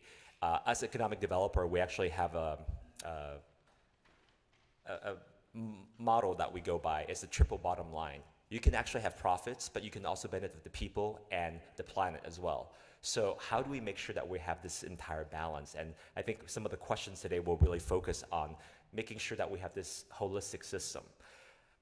But as we're talking about, a lot of folks, when they're thinking through sports entertainment, it's not always clear what that path should be. So let's start with just a round of everybody going around talking a little bit about answering this question. As sports entertainment is becoming more of a key economic driver for the greater Los Angeles region, how is this industry really evolving, and what trends do you see for workforce development in the future? Perhaps we can start with you, Liliana. Good morning, and thank you so much. Buenos días. Again, my name is Liliana Teresa Perez Palacios. I say all my names in honor of my family. And just to say, it begins from the personal. It begins from you. And I want to encourage you to, when you go into every door, to be your whole you. Not part of you, not conforming you, not I want to be safe you, but all of you. You know, those points of diversity that you reflect linguistically, socioeconomic, you know, community-wise, your ethnicity, again, whatever way you identify, those are the sexual orientation. I encourage you to bring all of that into your workplace. Why? Because those elements, and for personal point, all of those things were meant to hold me back coming in as an undocumented person, a woman, a person who is part of the LGBTQ plus community, a person who is from a very, very violent community, a Pico Union, and also a person who grew up in a very violent home. All of those things that were meant to bring me down are my badges of valor and honor that I'm able to say, I survived this and I'm bringing all of this with me. into my workplace. And so that's why I encourage, don't fit in, be uniquely you. So that your magic components that you bring to the table is what's going to set you apart, being authentically you. Because that means when somebody is able to engage you, you are not going to shy away from your truth. And that narrative no one else can replace, because you only know what you've been through. So with that, I want to say that's all of that, has led, and it's a personal story, and then I want to start with you again with the personal story, because the personal story is that I worked for 6 speakers of the California State Assembly. I worked for Governor Gray Davis. I then had a pivot, honored to be invited by the Los Angeles Chargers to join their extraordinary organization in 2019. And so all of those things, and at the end of the day, were transferable, because I believe in people. Everybody has a gift, and I love being a connector. And again, I go back to my childhood, seeing my mother being the epitome of connecting communities. When we don't have a net worth, we have our net worth. We have our net worth is our network. So just being able to say, be very granular about who you are and what you bring to the table. And that's going to be the opportunity of a lifetime, when you are then going to be at the table making critical decisions that's going to move an organization to the next space and the next level. Thank you, Lydia. And thank you for sharing. You're actually touching on some of the points that I'm going to go back into. So put a pin in that. I'm going to go back into that a little bit later. Monique? Yes. Good morning, everyone. My name is once again Monique Reeves, Chief Revenue Officer for the Rose Bowl Stadium. I am so honored to be sitting next to you today. I feel like this lady raised me in the industry. So to address some trends, aside from the sneakers at stadiums, that's like my favorite Los Angeles trend. I'm going to say Los Angeles did that. So my favorite personal trend. But aside from that, I think what we saw with Julie right before us speaking, and then with Ileana right here, the trend of women in sports has become such a huge, powerful thing. I remember when I met Liliana at Women in Sports and Events WISE, a program we're together involved in. I wasn't even C-suite yet. And conversations like that, how does that not drive you to be more powerful, want to be more successful, want to, if you can see it, you can be it and take it. And so that is a really exciting trend that I am definitely seeing more in the sports entertainment industry as women, seeing leaders come up. The stadium just celebrated its 102nd birthday, October 28th. What are we on? Yesterday? I'm losing track of my days. And I'm the first C-suite Hispanic Latina at the stadium, so I'm very proud and excited of that. So thank you. To address my final trend and observation, we are running out of people. So we are running out of people. We were just mentioning we're over a dozen sports teams in Los Angeles, and with all of these venues coming online, when I first started, it was just the Rose Bowl and Coliseum that I could think of at the moment, and now we have BMO, we have SoFi, we have now Intuit Dome, Kia Forum got a remodel, they're up and running. So when these teams advance the next rounds of playoffs or to championships, Dodgers perfect example, and we have content already being programmed and scheduled, whether it be our regular season or just a concert, events that have been set in stone, and when our teams start advancing, it depletes our workforce. So we're now splitting what was 5,000 people set at one venue, it's being split across to 5 others. And then the fan experience gets a little bit tougher, right? Because then you're having to be that much more stronger and on point with your customer service out in these events and trying to amend certain frustrations that sometimes we really can't avoid because our workforce got depleted in a second because we kept advancing in these playoff arenas, which is so great and exciting for the city, but having to replenish that workforce and have it be of quality, it's challenging. So I'm so happy to be here today and to speak to all of you because, as Julie mentioned, everybody in this room is our target audience and then some. We want to work together. We want to build this community up stronger and better. Thank you. Matt? Thank you. Great answer. Matt Cacciato, President and CEO of Los Angeles Sports Council. We are a collection of 3 nonprofit entities. Our history actually dates back as far as 1939. Our first nonprofit entity was formed as an Olympic bidding organization. And it was formed at the request of the International Olympic Committee in an effort to try to save the 1940 Olympics. They were awarded to Tokyo, but obviously, World War was impending, and they knew that was going to be difficult to actually stage the games. So that's where our group came from. LA had hosted the 1932 Olympics and had done a wonderful job. Berlin was 1936, and then obviously 1940 ended up not being postponed. So we stayed in business with that specific responsibility of bidding on Summer Olympic Games for the Los Angeles region. It's very difficult to do. It happens in cycles, and it has a quite advanced lead time, usually 7 to 8 years ahead of time. But lo and behold, the Southern California Committee for the Olympic Games, which is still the name to this day, won the 1984 Olympics. So out of the 84 Olympics, we formed the Los Angeles Sports Council. Little different form of a nonprofit entity. It's a 501c6. There'll not be a quiz. Don't worry about that.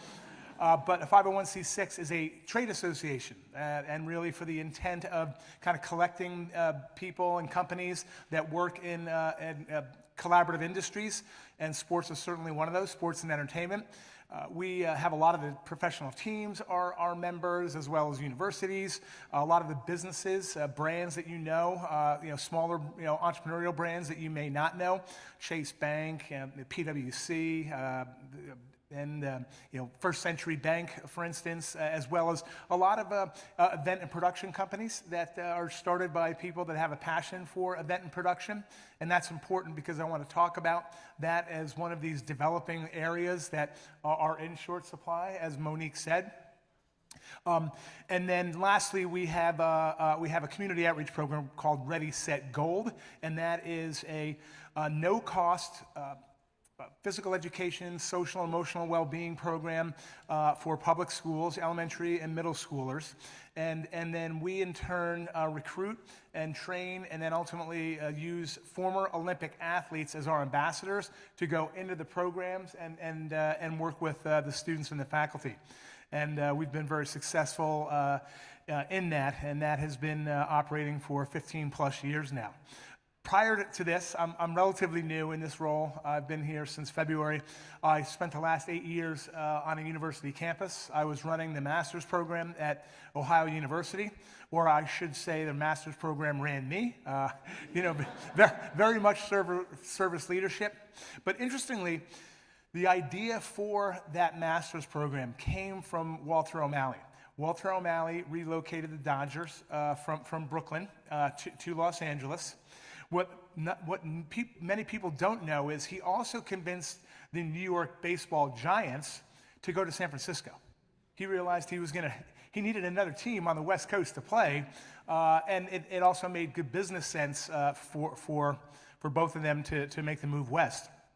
But he also was a visionary, very creative, and he thought students need to be better trained on the intricacies of sports organizations, and they had their own specific skill set.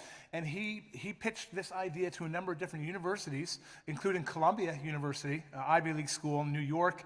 While interested, nobody really committed to it until a faculty member that knew about these meetings was hired by Ohio University. So lo and behold, he approached Mr. O'Malley, and Mr. O'Malley said, "Great.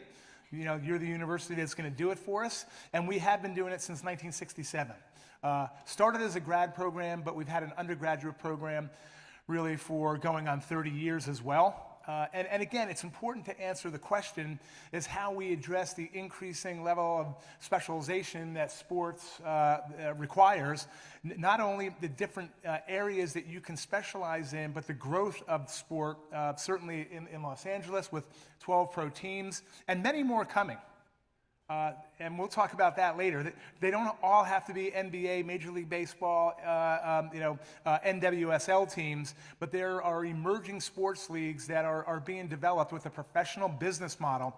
and they're coming. Some of these smaller sports that Julie Ehrman mentioned earlier. So again, there's a number of universities, hundreds, and I would say, probably in the thousands of universities that either have curriculum for students and or degree programs. It could be a certificate, it could be a minor, and certainly a major. And then yes, there's close to 1,000 graduate programs for the study of sport, in a business as well as an application standpoint. So I want that to be known a little bit more widely than it is, because it's feeding a growing industry. And again, the skill sets will vary from things as important, as critically important as event security and getting people in and out of your stadiums and arenas.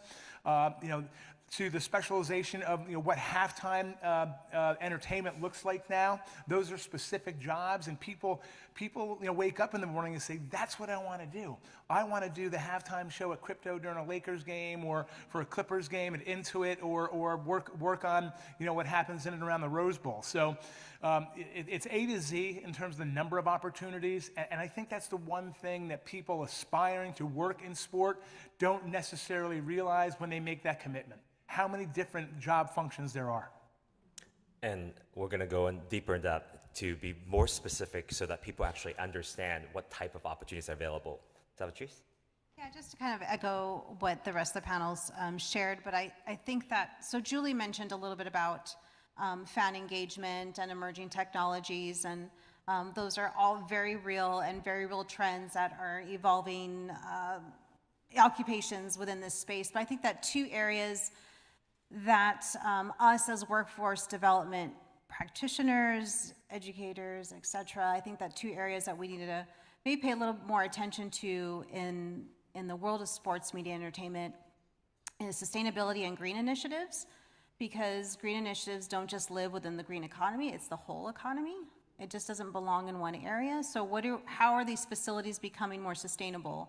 How are these venues sourcing food, sustainable food options? How are they thinking about waste reduction, thinking about solar? So I think that there's so many occupations within the world of sports media entertainment that we don't think are traditional occupations, but nonetheless, our climate is informing us where we need to shift. And so this is kind of like one of the areas and industries that will have a great shift in green initiatives and sustainability. And I think the other piece is with the focus on athlete mental health. We forget a little bit about that, right? So there's occupations that are emerging just within that space alone, as it relates to sports media and entertainment. So I think that those are two very critical areas of this industry that we need to pay really close attention to. And then as we're thinking about developing workforce programs, that we're taking those two into consideration. Which reflects the point, the triple bottom line, right? People, planet, profit. So we have to take care of all of that. So I'm going to skip the questions around a little bit. Monique, you're mentioning that we're running out of people. One of the things that LADC we do is we actually do economic impact report and analysis. Earlier this year, our economic forecasts, we projected that by 2034, the Los Angeles County population will decline to about 9.5 million people from about 10.2 million people before COVID. That's 700,000 less people in this region. That's the size of a major US city. So that's a lot less people in our workforce. And we have a growing number of retirees. And so that's going to compound the problem, going to your issue in terms of having less and less people working. And then you have to compete against Hollywood and bioscience and aerospace and all these different sectors. And a lot of folks don't know that sports entertainment, to your point, there are all these different jobs that are available. So this is where education institutions become pivotal for the competitiveness of the entire economy. Can you all talk a little bit about, and I'm going to jump around a little bit in terms of what role do education institutions play in preparing students for a career in sports entertainment? Maybe Salvatrice, I can go with you first. what role does PCC and just education institution in general do they play in terms of connecting industry with the workforce? That's a loaded question, Yeah. but I think, when I think about that question, I think there's two truths. The first truth is that workforce development programming, initiatives, activities don't just live in a division of economic and workforce development. Workforce preparation, workforce education, workforce activities lives across our campus. So in my opinion, it's everyone's responsibility to think and focus about workforce. And we all touch it in very different ways. And the other truth is who we are working with. I went to a conference last week, and there was a keynote speaker, and some of my colleagues are in the audience who heard this keynote speaker. And I agreed with some, and I disagreed with even more. But, but what I agreed with was he was really talking about this Gen Z, our Gen Z students. And it didn't really occur to me at the time, and we talk about different generations and what that means. I'm going to full circle. I'm going to come back to your question. I'm just going on a slight little tangent. And we talked about, talking about what their needs are and who they are. And Gen Z, depending on who your source is either 12 to 27 or 10 to 28. I live with two of them. Okay? I live with two of them, and as he's talking, I'm like, yes, that makes total sense as it relates to education and the value and what is expected from our Gen Z student. Well, I went back home and I checked some of his statistics because I was like, that seems a little, but I did. I went back and I checked, and he was right. He was absolutely right. 60% of our California community college students, 60%, are from the ages of 24 and younger. 60%, that's over half. And so already, are we even speaking to that generation? Are we building programs for them? Are we delivering flexibility in our programming, affordable education? This generation really values the importance of a meaningful education and a practical. They're very specific about what they want and how they use their time. And so when I think about the role of educational institutions and what we play, it's are we answering the question of and this goes not just for community colleges, but for even our K through 12 partners, are we responding to their expectations? Are we speaking to the value of education based on their expectations? And so when we're building out these programs, I think we just need to pay hyper attention to that question. What value are we bringing to our student? Switching gears a little bit, Monique, as Julie was mentioning, there's a huge opportunity when it comes to internship opportunities. You interned at the Rose Bowl before ascending to your current role. Tell us about what that path looked like, and tell us about the experience in terms of what you gained from that internship. How did you get into your internship? Okay, well, that was unexpected. There we go. Ascension, I'm using that one in my next biography. I ascended. From my experience as an internship, I was a recreation major at Long Beach State, Go Beach, and love City College, Pasadena City College, huge fan. With that said, I had to get an internship to graduate. It was one of my final credits. I was more into corporate event planning because that's all I knew was through internships. So having internships is just a huge win for the industry, because if I didn't have an internship opportunity at the Rose Bowl, I don't think I would have landed where I'm at today or ascended to where I'm at today.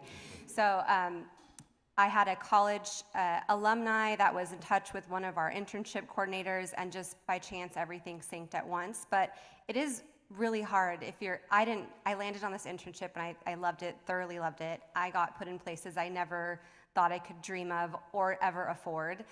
Came from a middle-class family, probably lower end of that middle class. So what I got to experience in field level and at concerts was never something I could have ever dreamed of or thought that I'd be able to touch and be a part of and experience and work in. Without an internship, I wouldn't have been introduced to that world, so internships are so important. But to kind of answer your question to both panelists and myself, I think we need to bridge a better gap between the industry and educators. I still find it a little bit hard on where to go to offer these opportunities. A few, maybe 7 more years plus into my role, I was able to hire for these internships. Now I have another team that does that for me, thankfully, and they do a great job. But I still find it hard to find who the person is to offer it to, and some schools actually make you pay to play or pay to have access to the students. So it's a little bit of a barrier that's unexpected, and we do offer internships still at the stadium. It's just we still haven't figured out that connecting gap of how we post things. So we've kind of gone off on our own, and I think other online websites people find, or Teamwork Online is a really easy one for the sports industry to tap into and post jobs. We still use the bigger databases of Rose Bowl Stadium website, or if you go to AEG's website, you go to the drop-down job descriptions, that's where you'll find the internships. But I think we make it a little bit harder than it needs to be, and that's a shame on us. We got to figure out a better way, because it's such a great opportunity and such an easy way to get your foot in the door and ascend. To ascend, you have to get your foot in the door. And as we heard earlier from Julie, it's difficult because a lot of folks who, like women in sports, they don't see themselves there, so they don't see a career pathway. And when it comes to inclusion, sometimes, to the question that was before, it seems like it's a buzzword that you're checking a box. How do you truly engage? Liliana, in your work at the Chargers, you've led cultural engagement and awareness so that we can actually create these opportunities. Share a little bit to the audience, what is your vision in terms of what we can do better to make sure that these opportunities that we're talking about are actually going to be available to the population of Angelenos that are 68% diverse when you look at it. We're one of the most diverse population in human history, not just in the United States. And yet at the same time, sometimes you don't see these great positions in the C-suites available to people of color and to women. What can we do better? Oh, great question. Remind you, put the stats out there. Yes, 10 million plus Angelenos, LA County, 88 cities, and among those 88 cities, yes, there's 12 in LA County, 12 franchise sports organizations. So for the administrators out there, please make it your business to be in touch with each and every front office. Have a direct line and communicate that direct line to your critical career counselors. And that's one. Number two is I agree that, education is the greatest equalizer. And if education is the greatest equalizer, then you're in the most amazing level playing field that exists. Community colleges are so critical to our Angelenos because it creates a space where you do not have to have, education, great grades. You don't have to come from, anywhere except have passion and grit and determination. And then at the end of the day, what sets people apart is their grit and grind, determination, and discipline. And that is what KPCC and our 22 community colleges, if you correct, how many community colleges? I think 21. Right? 21. So LA region wide, so this is a critical time, where we're facing, we're gonna be on the world stage where we have back-to-back. And you gotta be ready. You gotta be ready. What does that mean? It means that, nobody is conspiring against you. But if you are ready to understand what your trajectory will be, what your direction will be, there are gonna be people ready to be able to meet you where you're at and bring you aboard. So, again, it's not just that institutions are built against you. Well, guess what? They weren't built for a lot of us, but the bottom line is that They are here to help create opportunities and a pathway for your success. And it is going to be highly competitive. We're going to have FIFA, and we're going to have Super Bowl. We're going to have, our Olympics. Where are you if you're not going to be gainfully employed? I hope you will be an entrepreneur who's going to be, be part of the systems to help you become a vendor at many of these organizations. And if you don't know what, you can be an entrepreneur if you have a wonderful idea and you have a commodity that people need. It's very simple. So it's like, how do you see yourself again? And that personal reflection. And again, I think the opportunity is before us. I myself did not come from sports. I didn't even know anything about, football, but I do know about people. And I learned to love football through the eyes of our fans. I'm a community organizer, always. I am a community activist, always. And I always know that the leadership is from ground up. I know that intuitively. So when I look at, how do I get to be of consequence and of opportunity for my communities? And I say my communities, my diverse communities of LA. And we're talking about numbers again. Latinos, we are 49% of the population. Women, we are 51% of the population. So, but at the end of the day, we already saw what white and black paradigm looks like. That didn't work for anyone. But now we have a growing majority, Latinos and the rest of the world. So you know what that looks like? Everyone's welcome to the table. And no one's going to be excluded. And that's the paradigm shift that we need to understand. As we come in, no one's taking away from anyone. No one is taking away your job. You work for it, you're going to get it. And that is the beautiful American way that's why we're America's favorite sport. We talked about diversity in terms of the workforce, but there's also, Matt, you were mentioning the diversity in terms of opportunities that are available as well. Give us a hint in terms of what we're talking about with the non-traditional sports, right? We're always looking at, and by the way, there are a couple of numbers that got tossed out, so I was counting as we're talking.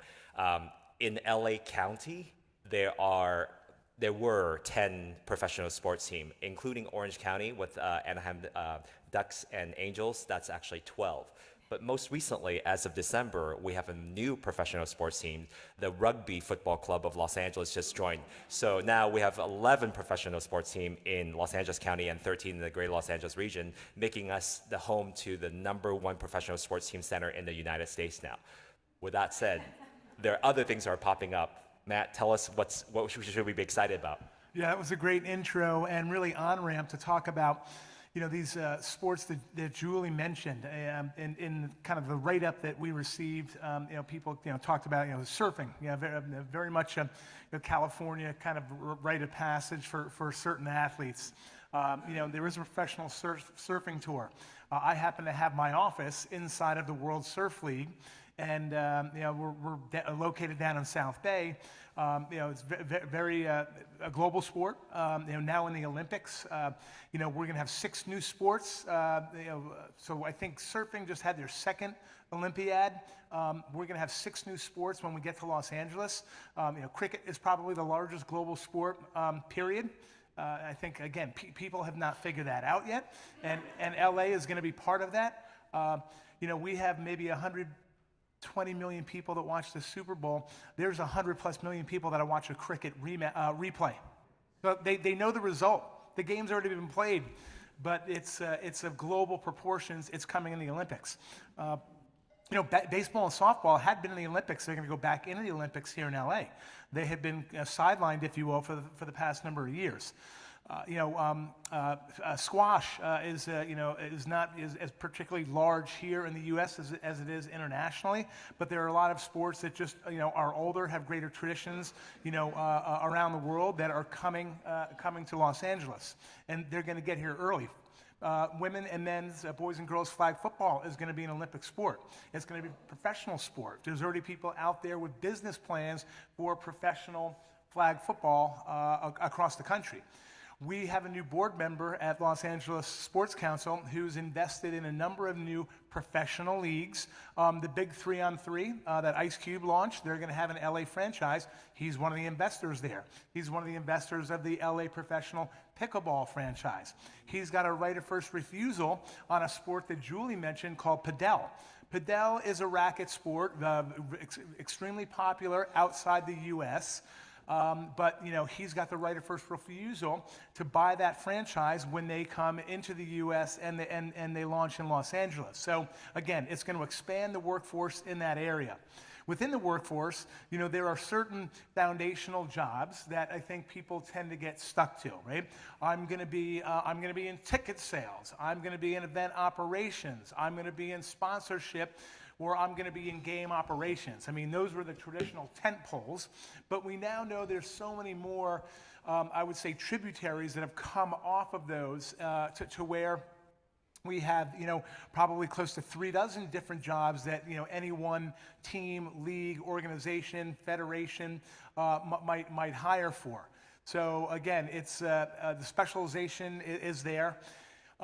Just a word in terms of the internships. We're working with a group, Great Public Schools now. We do a summer program with them, again with our former Olympic athletes, and they are now looking to build an internship program for high school students, and they're particularly focused on underrepresented populations. Only 1% of Los Angeles high school students have access to an internship, and it's only 1% of that 1% that are coming from underrepresented populations. And to their credit, they have built a portfolio of about 300 different internships that are made available, and now they're looking to increase that to 500. And it's across sports and entertainment. So again, there are people that are working on this day in and day out to open up the access. You've got to be ready. To Liliana's point, you have to be ready for these internships. Yes, there's going to be more of them. There's going to be more teams. But you don't need a professional team. You don't need a big Division I college like USC or UCLA. You can get tremendous experience working in the athletic department, right here at PCC. I started my education career at a 2-year, I got my first degree was an associate's degree at a state school in New York. And we had students working in the athletic department. The earlier you start, the better off you are. Volunteering, tends to be squeezed out of the picture, but, sports is critically, reliant on the volunteer workforce, and you need to understand what that means. Back in the day, you were voluntold to do something, right? But now you just try to understand that is a good way, while you have the capabilities and you're not, reliant on your income to drive a household or you pay for your collegiate experience, that you can acquire a lot of that experience at these local community events. Two of my favorite organizations are Boys and Girls Club of America and YMCA.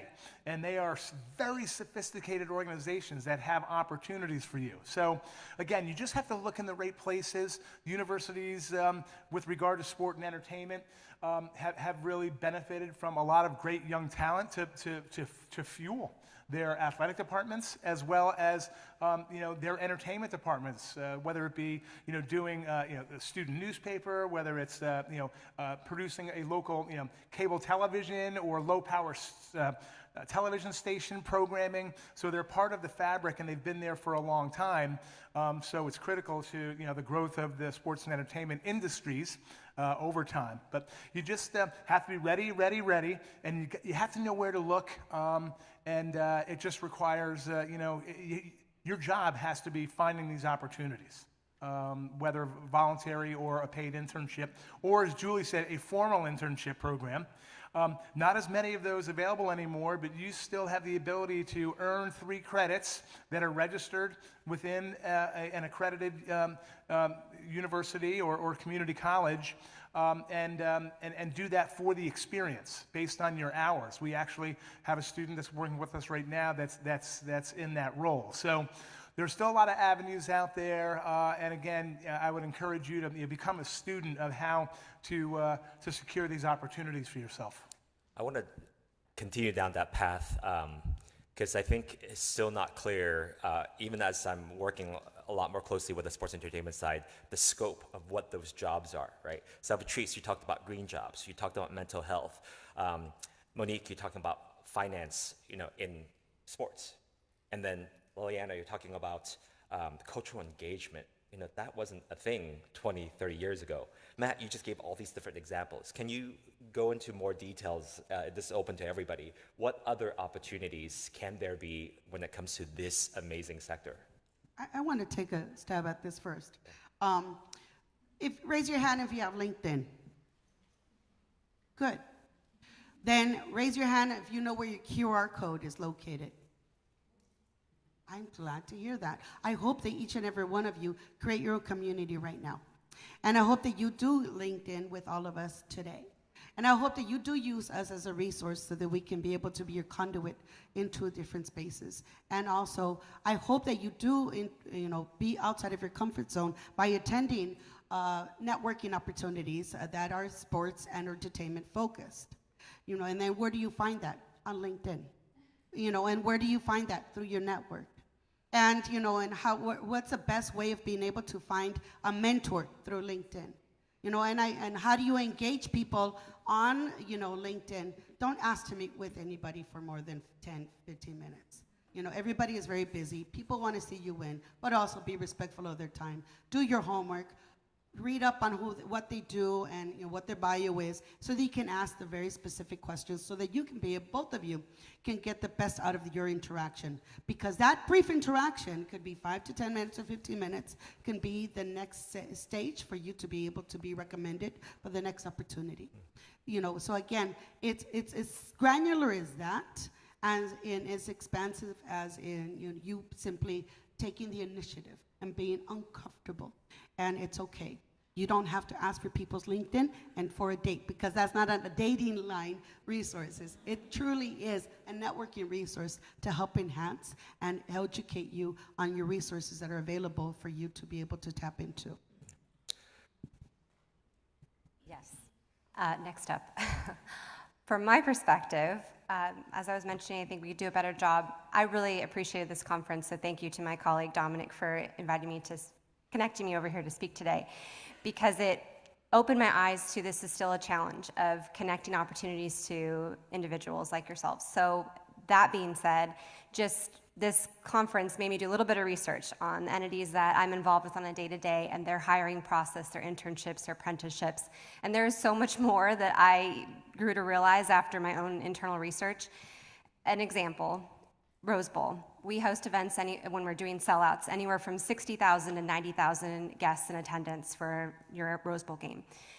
With that one event alone, we do an economic impact report in the city of Pasadena. In the city of Pasadena, we bring in an extra 2,000 jobs into the city just for that day alone. At the Rose Bowl in itself, think about your fan experience process. I think Julie mentioned it. There's a whole slew of jobs if you just think about it. How do you hear about an event? You hear about it on media, on social media, newspaper, ads, billboards. All of that is a media, PR, communications, relations job. Those are actual positions available.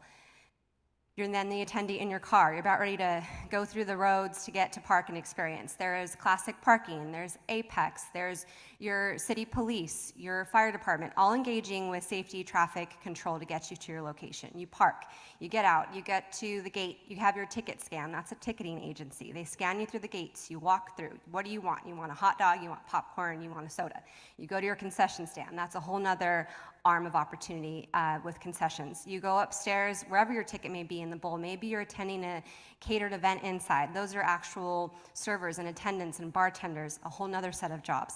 Every step along the way of your event experience is a hiring opportunity. And within each of these agencies, I'm going to mention a few. Levy Restaurants is an example. They're our food and beverage provider. They bring on an average, they hire annually about 150 positions, but on an actual game day, they're bringing on a workforce of 2,000 to 3,000 people to staff the venue, and that's just in concessions and upstairs and catering. Same with security. They hire about 3,000, I was told, annually in the LA area. They bring in a workforce on those big events, about 2,000 people. CSC, our security company, also has apprenticeships and fall internships available. their hiring window is a little bit shorter than most. But all these agencies bring on thousands and thousands of workforce to the community, and that's just for one event day. And it takes a whole nother force to get that event day ready. So just really thankful for the opportunity. Just wanted to bring in those, we have to do a better job at communicating these opportunities to educators so we can help start filling those positions. But I love hearing those stories of now at my level, hearing all my colleagues kind of pick apart their own stories and how they started. Either, our general manager worked a concession stand. I have a sergeant in Pasadena Police who worked the ticketing at the gates. Everyone has a starting story, and to be a part of that movement and trajectory that people kind of pass over these jobs because they're not linked to that fancy website I mentioned. When I first started, I was looking at Staples Center website, now Crypto. I was looking at the Coliseum's website. I was looking at the sports teams, like the glamour and the fun of the actual big name tied to it. No. You can still start at these other positions and work your way all the way up to the top. And these careers are taking you all the way to the Olympics, to the Super Bowl, to the NBA All-Star. Levy Restaurants, I was at a conference and they were mentioning the talent pool they were pulling from LA to take to Paris to execute one of the largest athletes village for the Olympics out in Paris. So all these opportunities lead to bigger and better, and it's just a starting point, and we need to do a better job at connecting you all to them. Yeah, I'm going to build on what Monique just said. In these opportunities, just be excellent where you are. Listen, it's a challenge to drive, around Los Angeles. If you were to take public transportation or metro, or you drive yourself, or you take a ride share, however you do it. I mean, there is service at every step in the way. And I tell you, one of the things is, as I get older, one of the things that I come to appreciate more and more is when somebody does their job well, right?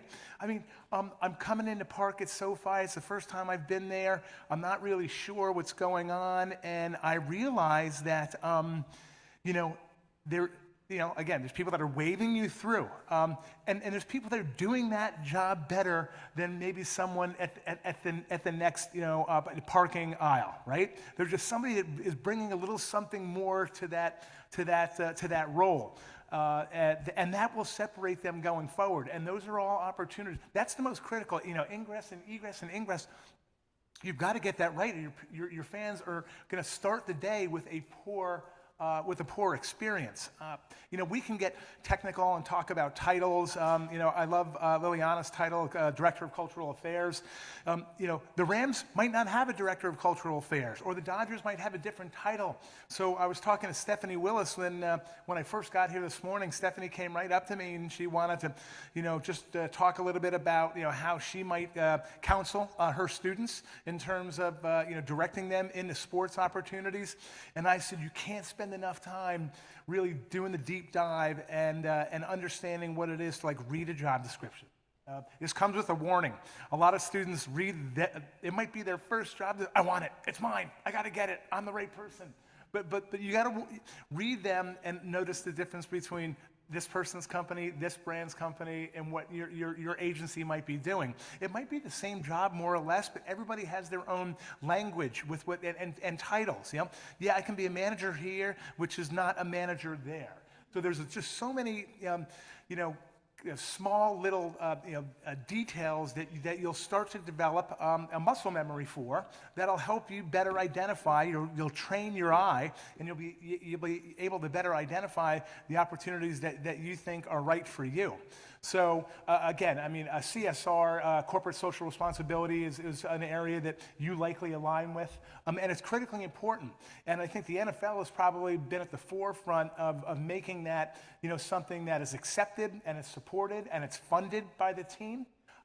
We have pro teams that have foundations here in Los Angeles. It's not like, there's money grows on trees. Yes, there's a lot of money in pro sports, but the Dodgers would invest in their own foundation. Then they have the ability to go out and bring in additional investors so they can better the community. And the Dodgers do it in a number of different ways. I only mention the Dodgers because they're front and center right now. And in the spirit of being transparent, I'm a New York Yankee fan. We're moving on. Salvatrice, what do you... No, we're done. nobody is perfect. Let's shut down the mic. No one's perfect. That's your first mistake. Let me explain. That's your first mistake. You're not good service representatives to Los Angeles and the Dodgers. You should be welcoming me. Number two, the Dodgers are on our board.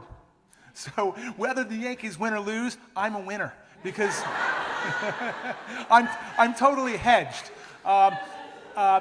And I say that because, listen, I still have my fandom. I grew up in New York. I worked for the Yankees indirectly for 7 years. I have a World Series ring from 2009. As a business person, I never threw a pitch, and I never scouted, talent.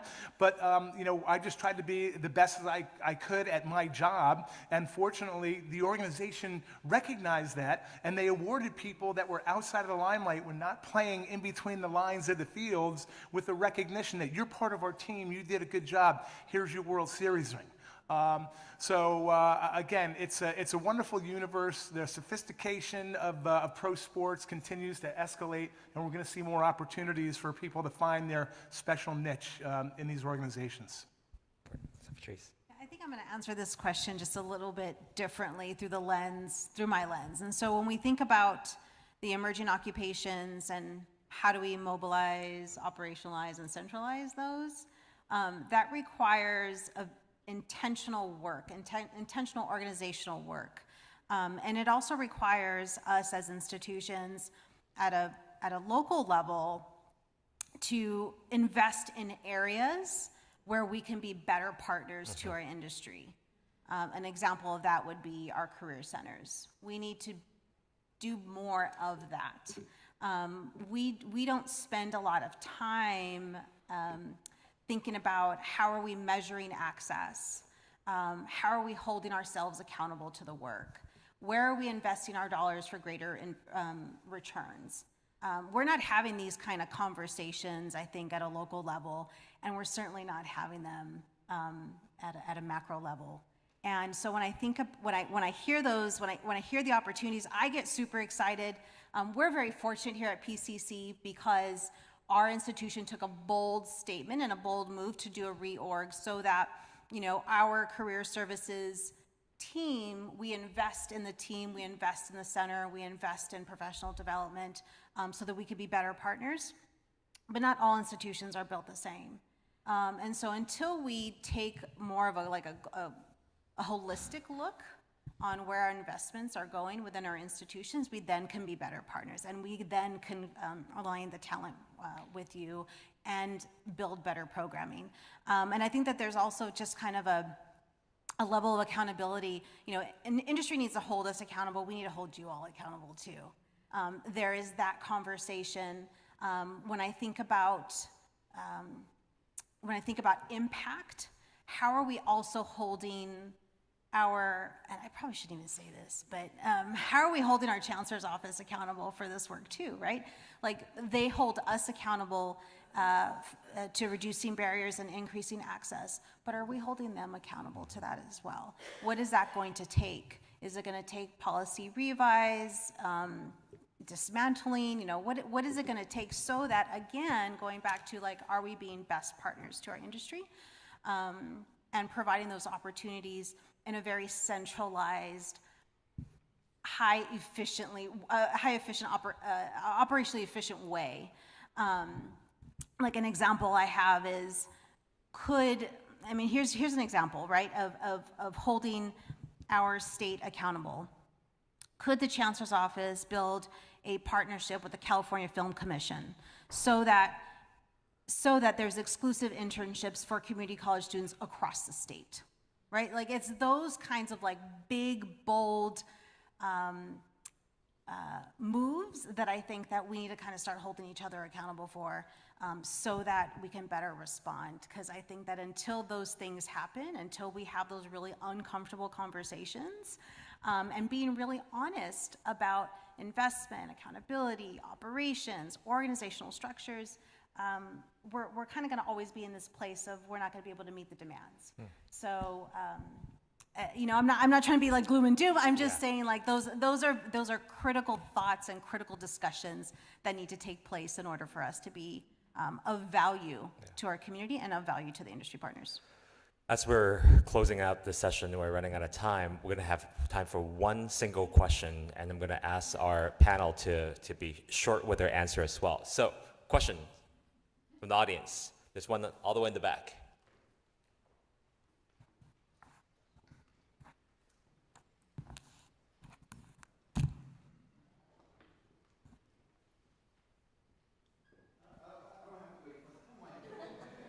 It's for the online audience who hear. Hi, good morning, everyone. Thank you for making the time to speak to all of us. My name is Antonio. I'm with US Vets Los Angeles, and I help veterans with employment, counseling,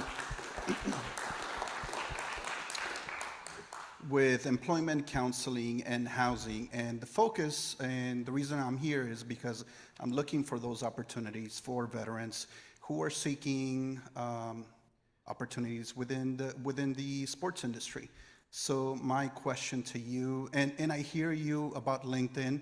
LinkedIn is my bread and butter every day. I'm connecting with talent acquisition managers, with recruiters, and what can I do better, and my team, what can we do better to connect with your team so that we can present these opportunities to veterans? I would dare say, I hope that you introduce yourself to each one of these our sports franchise organizations. I hope they know that you have a direct line to the community relations team or the fan, in-game fan experience director or vice president. I hope that you do that for your organization, and I hope that you get in touch with each community CR, community relations department, which I'm also not. That's a touch point, but I have a hybrid because I not only spend money, I also bring money. So, because that's, and I think at the end of the day, how do you stay relevant and top of mind? And so it's not just one time, it's ongoing. What are you doing to help inform everybody about the uniqueness and the critical value that we embrace, and we have Salute to Service. We're very proud to support Salute to Service. We're also very proud to be able to have a fellowship with our veterans, so that we can be able to introduce, the business side of our sports organization and inculcate that into our heroes. Others? For me, community relations is right in front of me, so yes, please reach out to community relations as well.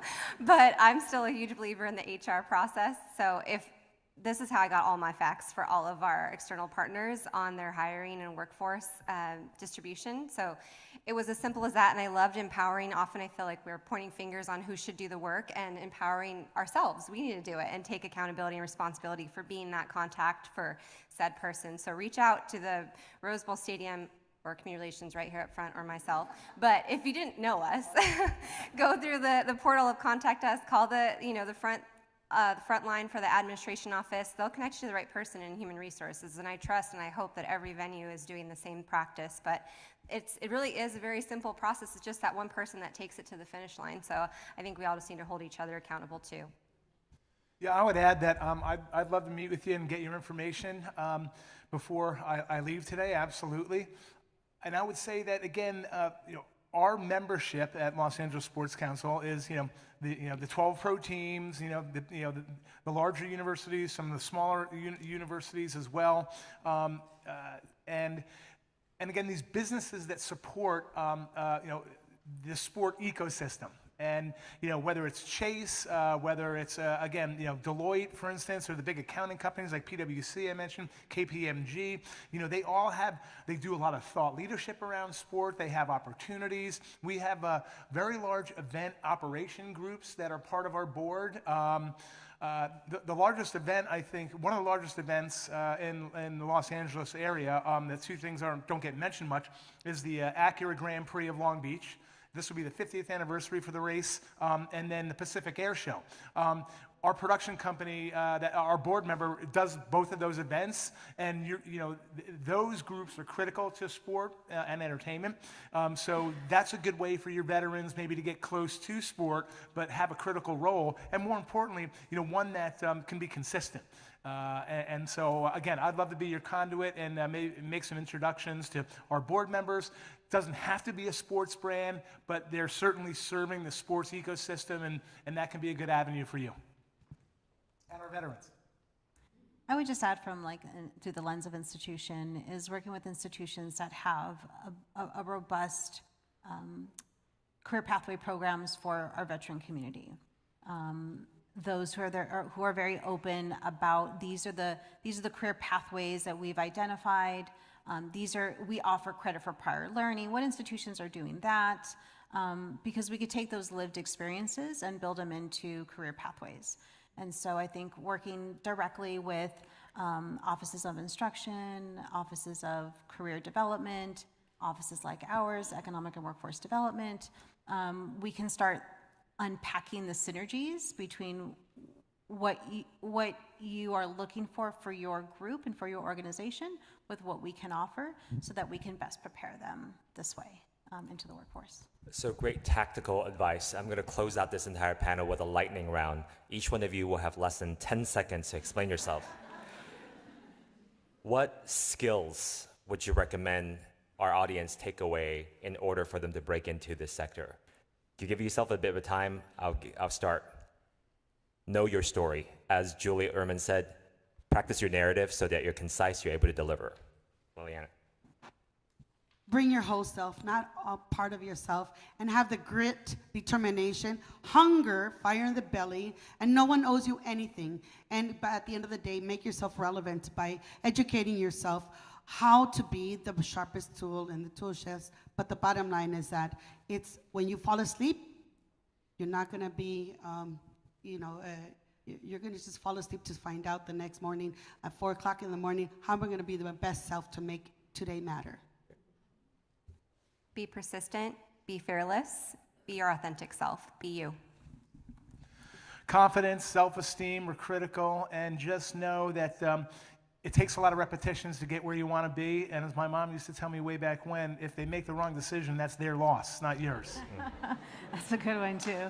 That's a good one too, for sure. I think for all of us, whether we're a student or professional, it doesn't matter what phase we are in our career journey, but I think it's just being curious and asking questions.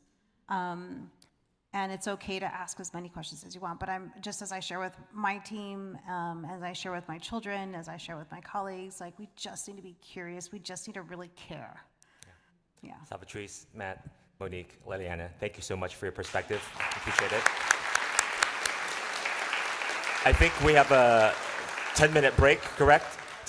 5 minutes. 5 minutes. I will chase you down outside. 5 minutes, come back. Thanks so much.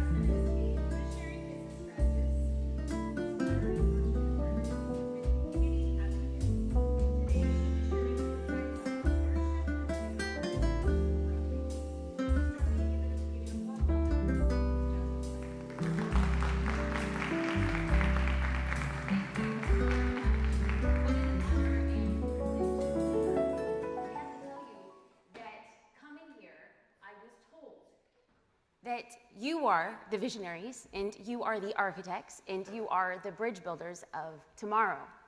And I also have to tell you that Pasadena is the city for me. Because my parents met and fell in love in East Los Angeles. Yes.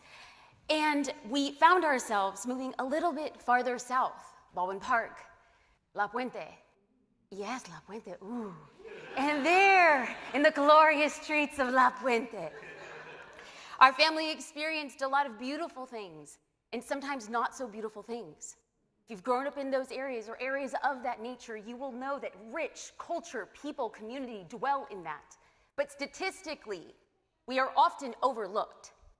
And so it's in those times and moments that my mother, my father, we would ride the bus. We didn't have a washer and a dryer in our home, so we would walk, my mom and her 5 children, to the laundromat. And she would make a game of things. And on the time that our family car did decide to work, my dad worked at General Hospital in the shipping and receiving departments.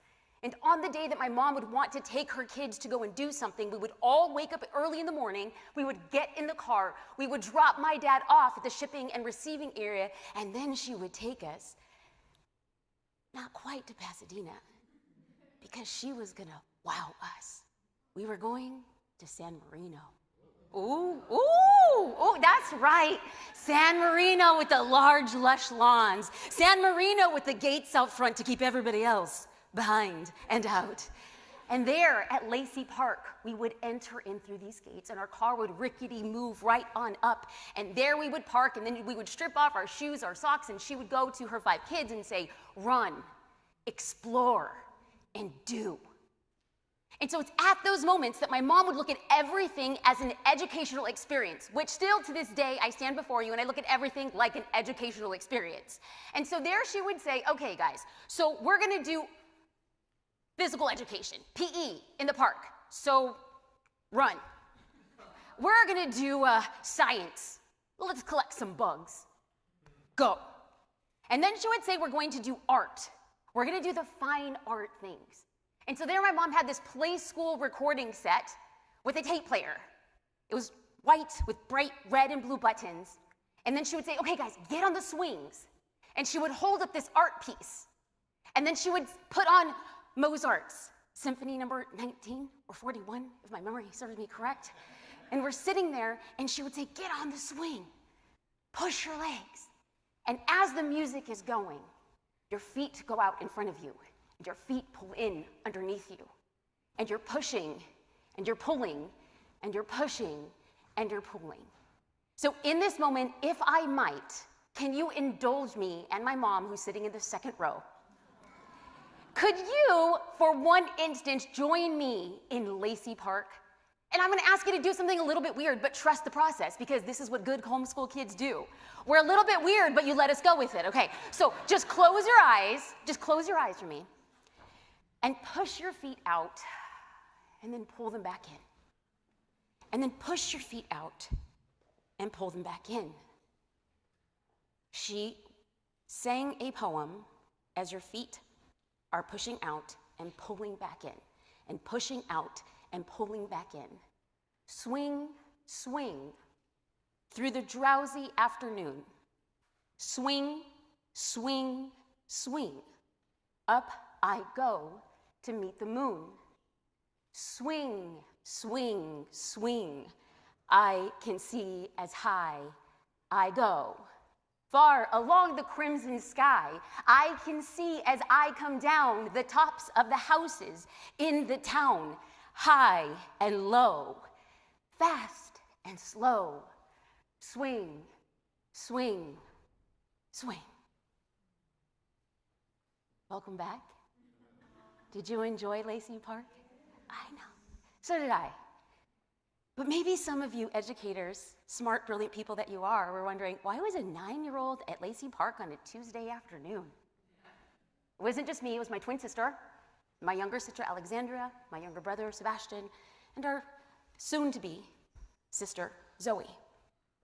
There at Lacey Park, because we grew up where we grew up, my father is an immigrant from Mexico, my mom is from Puerto Rico, and there the school options in La Puente were not the best of us. And though my parents are not formally educated, they decided to do something counter-opposite and counterculture. And they said, we're going to homeschool our children. And every single person in their life looked at them, including their parents, as, you? You? So how did we get from Lacey Park to where we are today? My name is Jasmine Starr. I am CEO of Social Curator. I'm an advisor to companies. I'm a proud investor. I am a podcast host, and I create content. And for all intents and purposes, I had to remind myself as I came here is I am not going to teach anybody anything. I have a tendency to get nervous because I stand on stages and I have this pressure, deep honor of your time. I want to teach you and I want you to do something well, and I realize that you are far too smart for me. I am batting outside of my league. But may I make a reference? Could it quite possibly, by the end of this moment, could I, by any chance, feel like Freeman last night? Anybody? That's right! And for those of you who don't know, okay, could, by any chance, we together as this room hit a grand slam and win the game at the last moment? Could we do that? I'm a first-generation Latina and college student. My twin sister and I, we graduated high school, and my family and the idea of college was so foreign that we were swimming in FAFSA, in Pell Grants, in applications, and it was the blind leading the blind, and somehow we made it to an end point. My sister and I both got accepted to Whittier College. We will always be born, brown, bred, and love LA County. And so for us in the glorious state of California, we got to go to college. My father was a cook at Azusa Pacific University. And on weekends, he would take my sister and I, 9, 10 years old, and we would wipe down and clean down the tables in that college campus. And I thought to myself, could I ever be so lucky and go to college? That idea was so far from reality for me, and it felt like a wish. So the fact that my sister and I were able to go to college, we thought the minute you get in, then you're gonna be okay. And what I realized is that I and we were alone. I did not know how to speak to my parents about college because they had no idea what this beautiful, foreign, amazing opportunity was. And so I had no idea that you weren't supposed to study for a placement test in college. So I spent my summer diligently studying for the math placement because I wanted to shine. Why? I actually did so well that I tested into a math class that I realized halfway through the semester, I have no idea what's going on. I kind of bypassed the foundational stuff to college level calculus, and I was like, ooh. And so I went to the admissions, I went to the registrar's office, and I said, I think I'm going to fail this class. And then she said, well, you can get a W. And I said, but what's a W? She's like, a W is a W. I was like, yes, a W is a W. And so I'm completely lost because what is a W? And all I know is I really want to go on and I want to pursue my education, but is the W going to stop me from getting to where I want to go? And so in my just conversations with my family, I was like, I don't even know what a W is. And my dad, you want to know what I think? A W means wonderful. They think you're wonderful. I was like, no, Poppy, I think you're just missing the point here. I think this is going to ruin me. And at the end of the day, lo and behold, for anybody who doesn't know, your life does not begin or end with a W. It just means you withdrew from a class. And lo and behold, not because I'm smart, not because I'm gifted, not because I'm brilliant, I ended up graduating summa cum laude because I believe that hard work gets you to wherever you want to go. And nobody will stop you. So I just decided to say, I'm going to work on campus, I am going to work as a waitress 5 nights a week, and I'm going to get straight A's. And when I graduated college, I sat on stage, myself and 9 other students, representing those who graduated summa cum laude. I was one of 2 women, and I was the only person of color. And to be able to sit in those stadiums and watch my parents and my grandmother was one of the proudest moments of my life. So that I thought to myself, okay, so what does a good Latina do when she's summa cum laude?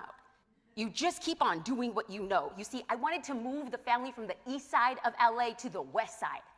I wanted the zip codes and the cars and the people. I wanted the finer things. So I thought to myself, can you get to UCLA on a full ride? And the answer was yes. So there I was, first generation Latina, first generation college student at UCLA Law School, and then I realized I am so unhappy here. My mom, who was diagnosed with brain cancer my junior year of college, battled 9 years. And it was at this time at UCLA where they had said, we've done enough. The brain surgeries, the chemotherapy, the infusions, we're done. And all I thought to myself was, I'm done. I'm not happy here. I don't know what I'm doing. My mom is 50 years old and I'm 25. And I thought to myself, if I have 25 years left in my life, I don't want to die a lawyer. And I thought, what am I going to do? And so I get married so that my mom, now I get married, the man who chose me and I chose him, my high school sweetheart, the kindest, best, most generous man, said, let's get married, finally. I planned my life, Excel spreadsheets, because this is what we do, and then I'm gonna go to school, and then I'm gonna graduate, and then we're gonna get married, and all I knew was like, can we get married now? And he says, yes, let's go, let's get married. So we got married, just our families, a small little tiny wedding, and I get a letter, because at the time when I decided I had enough, I quit law school. I walked into the dean's office and I said, I'm depressed, and I think my mom is gonna die, and I don't like where I'm at right now.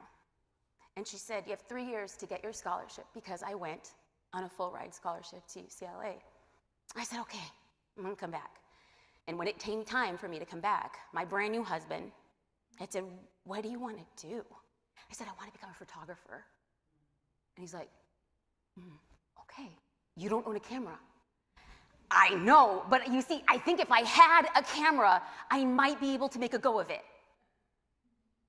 If you just take a second right now, and you think about this really stupid, idiotic, nonsensical thing that you want to do, anything at all, can you just hold on to that right now? Because I will hold the space for you, and he told me what I want to tell you. I would rather see you fail at something you love than succeed at something you hate. This is worst case scenario. Give it a year, and it doesn't work out, go back and get your scholarship. I said, okay. In that first year of business as a photographer, Christmas, he's with a startup company. I'm working part-time at my dad's church in Montebello, California.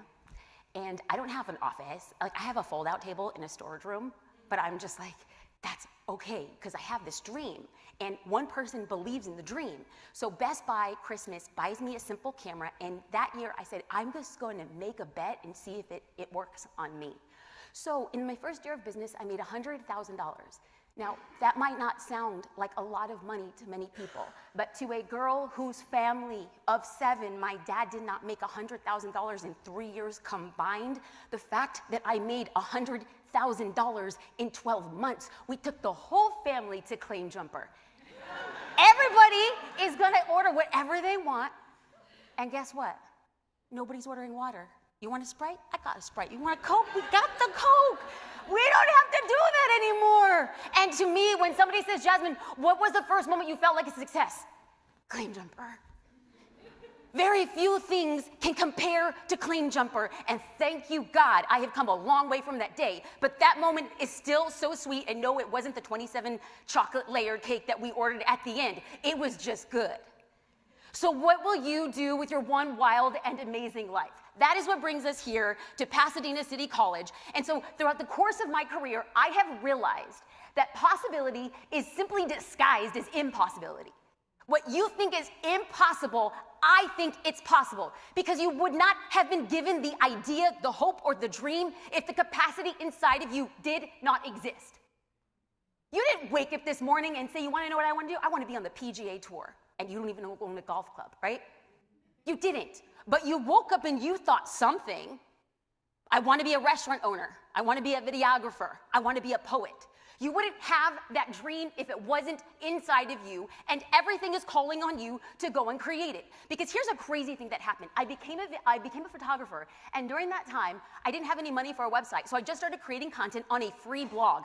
I would write, and then people would end up booking me, and other photographers were very interested in what I was doing, and so I had created an online following of people who were interested around this thing that I was doing. And guess what? I wasn't even good. I was mediocre at best. But I documented the journey. And then businesses said, hey, we like what you're doing with your marketing and branding. Can you come and do some things for us and we'll pay you? And I said, okay, well, how much do you have? Like this much. Funny, that's how much I charge. Great. And then I started realizing I started doing work for other businesses and their businesses were growing. I thought, okay, I'm trading hours for dollars. I said, I'm gonna take a step back. Then they said to me, well, can you be a consultant? And I literally was like Googling, what's a consultant? Oh, great. And they said, you will come in and you'll teach our teams and we'll go and do it. I was like, well, how much do you have? Funny, that's how much I charge too. So I started doing that and I realized that the more successful I became, I was still getting paid more, but trading hours for dollars. And I realized that I had less of a passion to build big companies. What I wanted to do was build the business owner. I wanted to build the business owner. So what I started to do was to create online courses. And lo and behold, in addition to getting a payment stream from photography, from consulting, from the resources that I had created for an online store for photographers, I created an online course. And over the years, each progressive 7-figure revenue stream continued to build. And after we had built courses, people said, well, you know what we need? We need consistency. So I decided I'm going to create a membership. And after creating a membership, I started realizing that there was a friction point between our members and them getting their marketing resources out online. And I thought to myself, okay, there's a way that we can figure this out. And I've never done this before, but I really think that we need to integrate with every social platform in order for marketing to be effective. Have I ever written a line of code? No. But when I said I wanted to become a photographer, I didn't own a camera. Impossibility is possibility in disguise. Can we look past what we don't know? So I started hiring for a CTO, a Chief Technology Officer, and I had no idea what I was looking for, but I knew I needed a solution, and I needed to surround myself with people who could get me to yes. In 2021, my husband and my co-founder, we launched a SaaS platform, software as a service, that we now integrate with every social platform, and we empower small business owners to market their business and build a brand. And along the way, I continued creating content, which has empowered me to become an advisor, an investor, and a creator. So why am I here? Because I was asked to share a look into the future, and I will say that that was very intimidating. Because all I know is I look into the past. But I have been told, and this is what I hold to be true, I represent an underrepresented demographic. I am Latina. I am female. I'm a first-generation college student, and I'm a first-generation entrepreneur. Statistically, I have beat the odds, by far. But I don't think I'm special. That's the crazy thing. So I just did a deep dive into my past to say, what can you do today so that I don't become an outlier, that we become the norm? So how are we going to do this today? Break it down in 3 simple pathways. I want to remind you of the past. I want to enlighten your present. And I want to prepare you for the future from my humble, lonely opinion, outside looking in.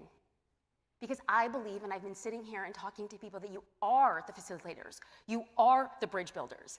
That students today are in a time of extreme change and innovation, none like the world has ever seen before. And many of the students, many of the future workforce are going to have to overcome obstacles if they have any chance of succeeding. Now, I'm going to come out on a limb here and say, however hard you worked to get into this room, please understand that future generations, it will be harder for them because there's more to take into consideration. But if we understand that, I have to tell you, you're breaking ground. But here is the thing, is if we expect change from our students, you're going to have to change the way you teach them. You're going to have to think differently on how you prepare them for the future. The responsibility is ours. It is not for students to figure out the information and the distillation of experiences that we have. So let's start off in section number 3, the past. Now, there was a time that you wished to be in this room with these people. There was a time where you dreamt of being a city official, a community leader. There was a time when you wanted to be a teacher, a professor, an elected official. There was a time when you thought about this event 6 years ago and you wished that your name could be on the list or somehow you would find a seat in the room. And now you're here. And sometimes, without taking the moment to appreciate the gravity of how and why and who got you in this room, we will always stay stuck in saying it's not enough. In fact, I might go out on a limb. I recently read a book by Professor Arthur Brooks called From Strength to Strength. And he had said that people often identify with the word striver. I am guessing that the people in this room on a Wednesday afternoon, where you can be doing a lot of other things and you choose to be here or you choose to watch online, you're a striver. And what it means to be a striver is that you despite the odds, you do things different. People say, oh, she just works too much. Oh, he's always talking about this. Oh, they're always busy. Perhaps. But we also are of the ilk where we move the end zone. We are also of the ilk where the thing that we thought was enough with a capital E is no longer enough. And so we change it, and then we change it, and then we change it. And that is the thing that got us in the room. But I have come to learn that it might be the thing that's keeping us stuck in the room. Because what happens is that there's this way that we can look at our lives. There's a book by Dr. Benjamin Hardy and Dan Sullivan called The Gap and the Gain. And this is what they break down in the entirety of the book. If you were to stand where you are today and you were to look in the past, think about who you were when you were 13 years old. Adolescence, where were you? Go back to the city, go back to the room, go back to the person that you were. And if you today, in your clickety-clack high shoes or your shined wingtips, go back to the 13-year-old and say, it's PCC. They had muffins and yogurt for free. Air conditioning, plush seats, social media. Your 13-year-old self would be like, we did it. We did it.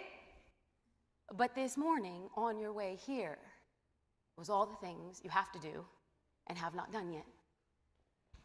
The gain is who you are today from who you were years ago. And the gap is who you are today to who you imagine you should be in the future. And if we continue to hold ourselves against that future version, we cut ourselves at the knees. So for the sake of this conversation, if I might, for the next 27 minutes, can we focus our time together on the gain? Listen, I know you got places to go, and I know you got people to meet, and hands to shake, and babies to kiss, and moves you gotta make on LinkedIn. Where's your QR code? I get that. However, just for now, you give me 26 minutes and focus on the gain. You are in the room. Why does this matter? Why am I begging you to sit in the gain for the duration of this conversation? Number one, it empowers us to focus on stacked proof of our accomplishments without thinking it's not enough. I want us to look at the stacked proof. Odds were maybe not, you were not supposed to be in this room, and yet you are. That's proof. Focus on the proof, because if we can believe that proof as a test turns into a theory, that if I continue to build and put myself around other people who are constantly ascending, how might I excel as well? Number one, why it matters, we're stacking proof. Number two, why it matters, is it establishes an irrevocable energy that students pick up. You think you don't emit an energy? Oh, you do. Oh, let's just call it out for what it is. Panel before me. 1, 2, 3, 4. Were they all emitting a certain energy? Yes, they were. Yes, they were. When you live in the gain, what are you emitting? Stacked proof. Stacked proof. I don't think you need to rest on what the past was.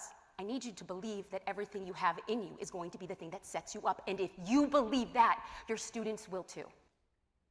And students must borrow your belief. I will tell you, as a student who had very little to no beliefs, I borrowed it from people who are around me. So for the sake of this conversation, as you exit the doors, if you live in the gain, people borrow your gain. And we teach people how to dwell in the gain. I will tell you, my first year of college, my first English class, I actually went into college thinking I was going to be an English major. So in my first English class, we spent about the first half of the semester preparing to write a paper. And I took AP English, honors English in high school, and I believed I was a writer. My teacher told my parents, she's special. She's a writer. And I was like, give me a quill, give me a beret, a thin cigarette. I'm gonna write, mama. And about halfway through that semester, I get my first paper back, and it's just covered in red. And she says, in the back, Miss Wattis, can I talk to you after class in my office? And so I walked to her office, and it was this tiny little office with very poor, if any, air conditioning at all, and my legs were kind of sweating and sticking to the back of the wooden chair. And she poured over the paper and asked at the very end, do you come from a family of immigrants? I said, yes. And it hurt because I felt like my words had color or a history. And in that moment, I said, I will never be a writer. However, that semester, every week, I went to the writing lab, and other students taught me how to write in a collegiate level. I ended up getting an A in the class. I also ended up switching my major. I have to tell you, when I look back at it as an adult, I don't think that this professor was nefarious or evil or mean. I think she was making an observation. But observations impact people massively. So if you're going to make an observation and you think it could potentially be interpreted the wrong way, keep it to yourself.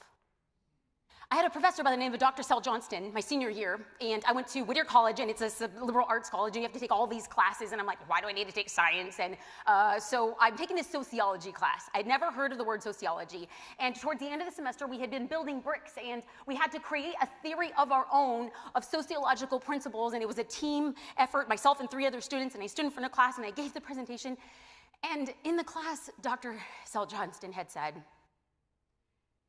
Jasmine, I've been teaching this class for years, and I've never heard it that way. You didn't just get the concept, you disseminated the concept and reconstructed the concept. Bravo. And still to this day is one of the highest compliments I've ever received, because I believed that that professor saw something in me that I didn't see myself. So if we are going to make an assumption on any student's capacity, doubtful, keep it to yourself. Hopeful, mind-blowing, trajectory-changing, please do. Because as we look about the future of work, when you focus on the gains from the past, you will empower the next generation to do the same. So this first section is all about you. Because if we are to talk about moving into the present, well, I need us to have a standard line foundation of what we believe in order for the present to be true and in order for us to make the future the truth. Are we on the same page? Cool. Well, my dad is also a pastor in East Los Angeles, and so it's like, well, I now live in Newport Beach with my husband, and when we go to church, it's church. But see, when you go to church in Montebello, it's church. People talk back that I don't think so. Amen. So why don't we bring a little bit of East Los to Pasadena? Okay, so if I ask a question, you can ask back, because I am actually not here to convince you of anything. I'm simply putting forward, like a good teacher does, an idea. Do you agree or do you not? Because if we're here at the present, what must we do to prepare the next generation? This is from the US Labor Report. By 2027, the majority of Americans will have a boss younger than them. 52% by 2027 will have a boss younger than them. 62% of Americans want to be their own boss. 10% of US adults are self-employed. 62% of people by 2027, half of them will have a boss who's younger than them. There is a good chance that the people we're teaching and guiding today will likely be the bosses of tomorrow. Statistically, it's happening much faster than we think. So we must teach the present generation on how to lead.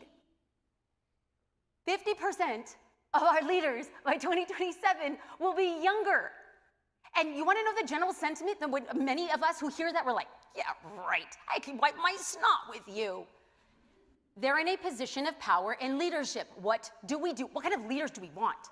Who do we want to be our boss?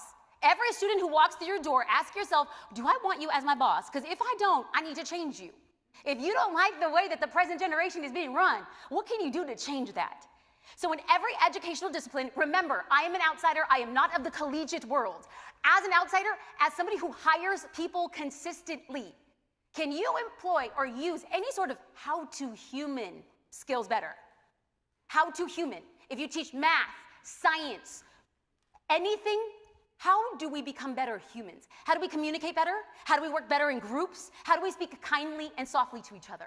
So when I think back of if you are in the position to guide students 3 leadership lessons that will change the way the workforce behaves and becomes in 2027, number 1, what I wish I knew was delayed gratification. We live in a society, specifically of this generation who are graduating, instant gratification. It is all about the now. And what happens on social media is that the length, The story and the journey gets truncated into about 14 seconds, a streaming song, active words, and I'm a millionaire. And so the students who become our leaders are like, I am not a millionaire. No, of course not. Delayed gratification, 10x is easier than 2x by Dr. Benjamin Hardy. We must be patient and focus on the big vision. If we are teaching our students to be visionaries, we must tell them it takes a long time and it's gonna be hard. But if you have a big vision, be prepared for it to be slow and steady and smooth. Number 2 leadership lesson that I wish I knew, and anybody student going through this, is Critique and Candor, a book by Kim Scott, Radical Candor. She focuses on effective leadership is built on strong, trusting relationships with your direct reports. There is a difference in criticism and a critique. A criticism is I tell you what you're doing wrong, and a critique is a way or a methodology of getting better. We have to teach our students today how to effectively communicate kind, but none of the nice stuff. These are the facts. Here's your performance. This is how you get better. Are we on the same page? Thank you so much. If you need anything from me, I'm here for you. 3rd, humility. A book by Simon Sinek, Leaders Eat Last. What he focuses on is leaders should put the needs of their team first and sacrifice their own comfort for the benefit of the team. If we have younger leaders in 2027 who want to eat last, we're in a better place because they care about the whole. What do we know statistically about Gen Z? They're lazy. They care. They care deeply. And for us who maybe might be on the millennial side, we think of how hard we had to push to get to where we are. But what they think is that you're able to eat the fruits of our labor. We shouldn't complain about the trees that we built and the fruit that they're eating. We now have to guide them on how to eat and share the fruit responsibly. Can I get an amen? Thank you. See, Daddy, they're working. Papi, we'll teach them. We'll teach them. Okay, the future. What do we do to prepare the next generation? And I believe the answer might surprise you. Empathy. And this is the last thing anybody wants to talk about Gen Z. They have it all. They're just so soft. Okay, what have they gone through? Technology has changed more in the last 3 years than it has the last 30 years combined. You're complaining the iPhone's buttons was not like the BlackBerry. Okay. They're making me change from AOL to Gmail, which my father still to this day has AOL, okay? So our students today have gone through so much change in 3 years, and we are complaining of the past 30. So their world has advanced, not just faster than their parents, but of their siblings. I have a younger sister who's 15 years younger than me, and my husband has a sister who's 22 years younger than him. Same mom and dad, y'all. That's right, Latinos. Okay, but to say that our sisters went through anything we experienced would be a farce. And yet we as professors and we as community leaders and we as elected officials want to say, well, you know, no, they actually don't. They're living in an entirely different world. So for the next generation, we need new preparation. Oh, this ruffles feathers because as community builders and as educators, well, we've done our way. We have our lesson plans. I'm tenured. Right. But your students are smarter than you with a click of a button. Your dissertation that you completed 27 years ago, I'm so proud of you. I love that. I'm happy you have all the letters after your name. It means very little to a student who has more information in a couple clicks with ChatGPT or Claude. So, adapt or die. I am telling you, on every technological platform you can begin with, odds are 90% of the technology that exists today will be gone in the next 3 years. So we think, oh, that's a waste of time. I'm going to wait. It fast and advances faster than any of us can anticipate. We must be embracing technology now. And then in the community, in our churches, in our synagogues, in our mosques, in our schools, we must show technology. Because what we want to do is stick our heads in the ground and pretend like it doesn't affect us. Students, don't be using this. Or, I have downloaded software that can show if you wrote it by Claude or ChatGPT. Yeah, and then they have another one, and they have another one, and another one. Show them how the future looks. And you're like, I don't know. Create it. That's what put you here To begin with, you were the smart ones. Teach us how to be smart. Prepare the students for the technology they're going to have to use in the workforce so that by 2027, when the younger ones are leading the older ones and they're leveraging technology, they are teaching their elders by way of technology. Why can't you be the ones educating them? That puts you in a place of knowing, power, innovation. It keeps your brain young. And lastly, this is a little bit far out there, but if there was one thing that you're going to teach any of your students to ever do or be, that is to become a storyteller. Because stories, is that an English professor back there? Stories translate culture and age and understanding. Storytelling has never been more widely available with social media. Not social media, the mechanism, oh, I hate what it's doing to our brains. But effective storytelling conveys a message now faster than any which way before, which is why in academia, if anybody is interested or knowing or aware of Dr. Huberman from Stanford, it's not that he's just a scientist. Ladies and gentlemen, his science is good. It is not the best, nor is it great. But what does he do? Story. You want to become a leader with what it is you're studying? The community initiatives you have, tell a story. Swing, swing, swing. You either liked me or disliked me for that story, and I'm okay with that. I don't need you to like me, I need you to trust me. And the way we build trust is by story at the outset. So the past, who you were, you got into this room, so please walk out and focus on the game. And in the present, how do human skills and any academic discipline will be far more worthy. I sit through interviews and I hire people and I tell you I care less about what you studied and I want to know who are you? How do you think? How do you communicate? Do you want to catch a big vision and do the impossible? It matters less that you got straight A's. I want to have straight vision. How do we assess for that? And into the future, embrace technology and embrace storytelling. Clap our children up for being creative. Strip off their socks and shoes. Your students out here, make them get uncomfortable and sit under a tree and do something different that will be more valuable for them in the workplace than any academic book that you can put it in front of them. Now, I understand we come to these events and some of us walk away a little bit inspired or a little bit excited. Gotta go, got the juice. Got the Riz, kids, right? That's what they're saying? Eh. And then, later this week, or next week, when you're sitting with a pile of paper on your desk, 8,500 emails that all need a response by yesterday, and there is a meeting that you're already 5 minutes late to, and last night your kid got sick and is now complaining at school, and you're sitting in your car with your knuckles gripped around the steering wheel, and you ask yourself, what am I doing this for? Why do I care so much? We all face that. That question is normal. And if we want to sit here and pretend that we go through things that other people don't, we're deluding ourselves. So for all of us who say, what am I doing this for? I will tell you, whenever I ask myself that question, I simply remind myself that I copy what I saw.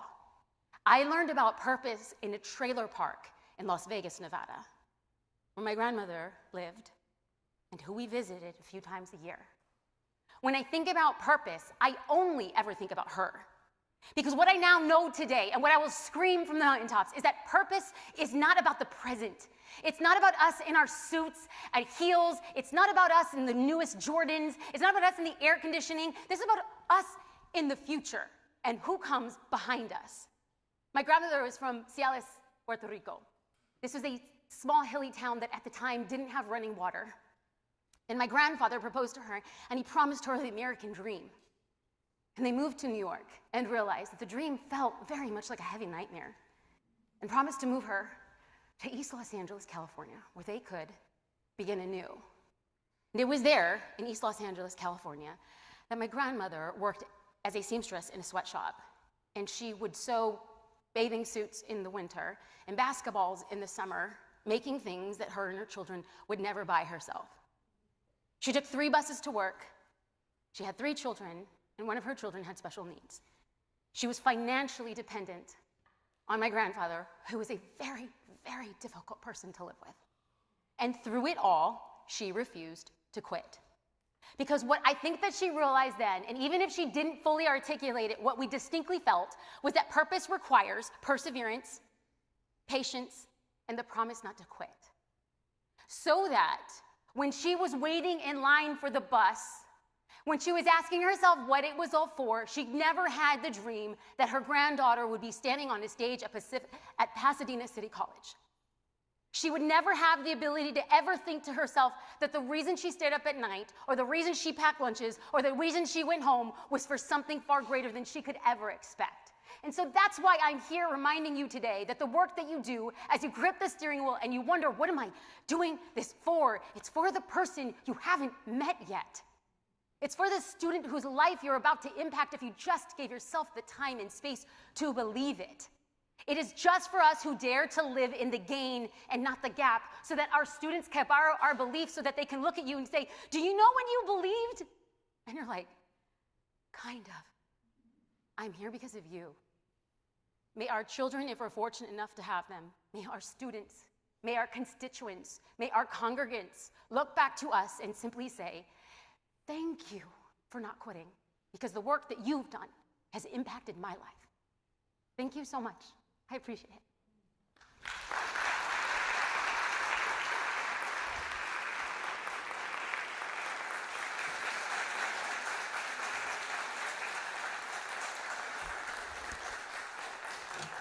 Wow. Jasmine, my goodness.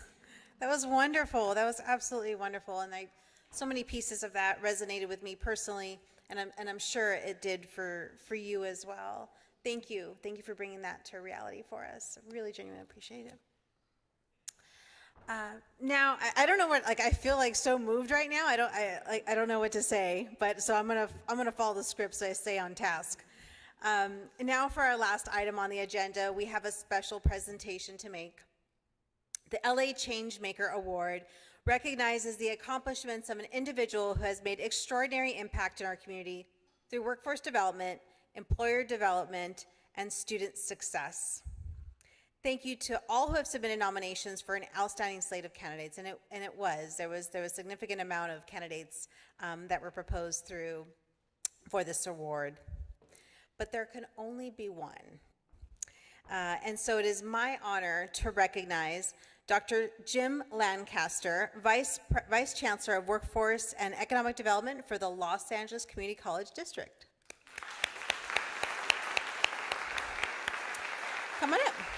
Dr. Lancaster has significantly advanced workforce development in Los Angeles, aligning education with industry needs. His leadership spans from Los Angeles City College, Los Angeles Trade Technical College, and Citrus College, where he bridged technical skills and academic success to empower students. I know how much you love this, Jim. I know. Through his work with the Dolores Huerta Labor Institute, he promotes understanding of labor rights and democracy across LACCD. Dr. Lancaster's role in Advantage LA Plan addresses age inclusion workforce strategies supporting older workers. By fostering industry partnerships and shaping forward-thinking curricula, his initiatives drive economic growth, preparing students to excel in an evolving job market. Congratulations, Jim, and we have someone, please, yeah.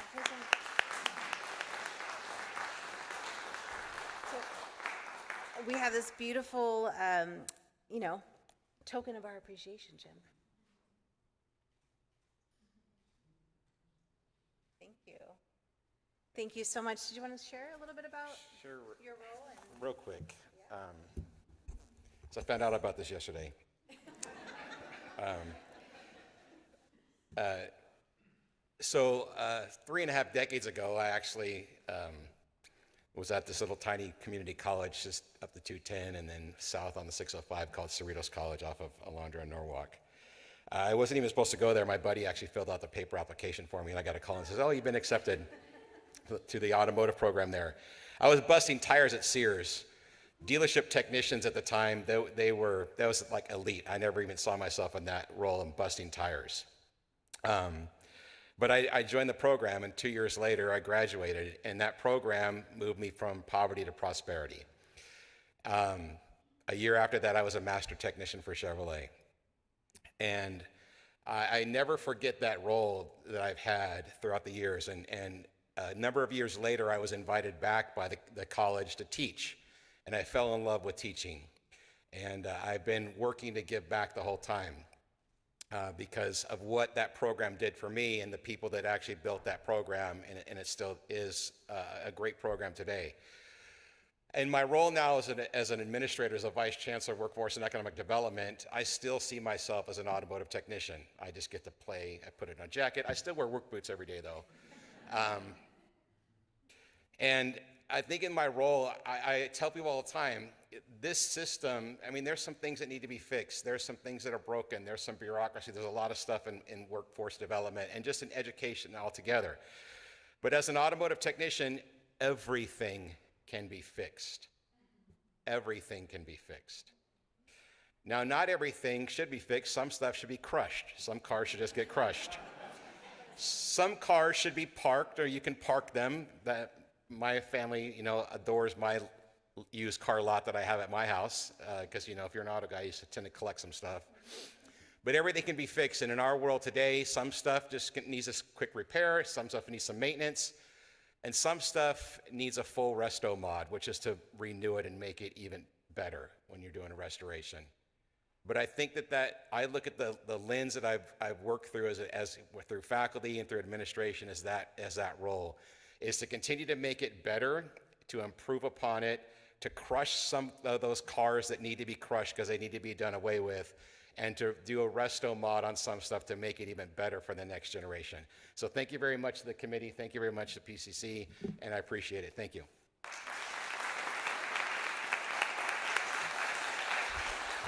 Thank you, Jim. Thank you, Jasmine. Thank you to all the speakers. It's been such a pleasure to be here today with you, and thank you for sticking around. I know it's a half a day and we all have things to do, but this concludes our conference. We ask if you can please submit, there you see, ta-da, an event feedback form. We do want to hear what you have to say about the conference and potential topics of discussion. So please, your input is very, very important. Thank you again very much. Have a beautiful day, a beautiful week, and please stay in contact. Thank you.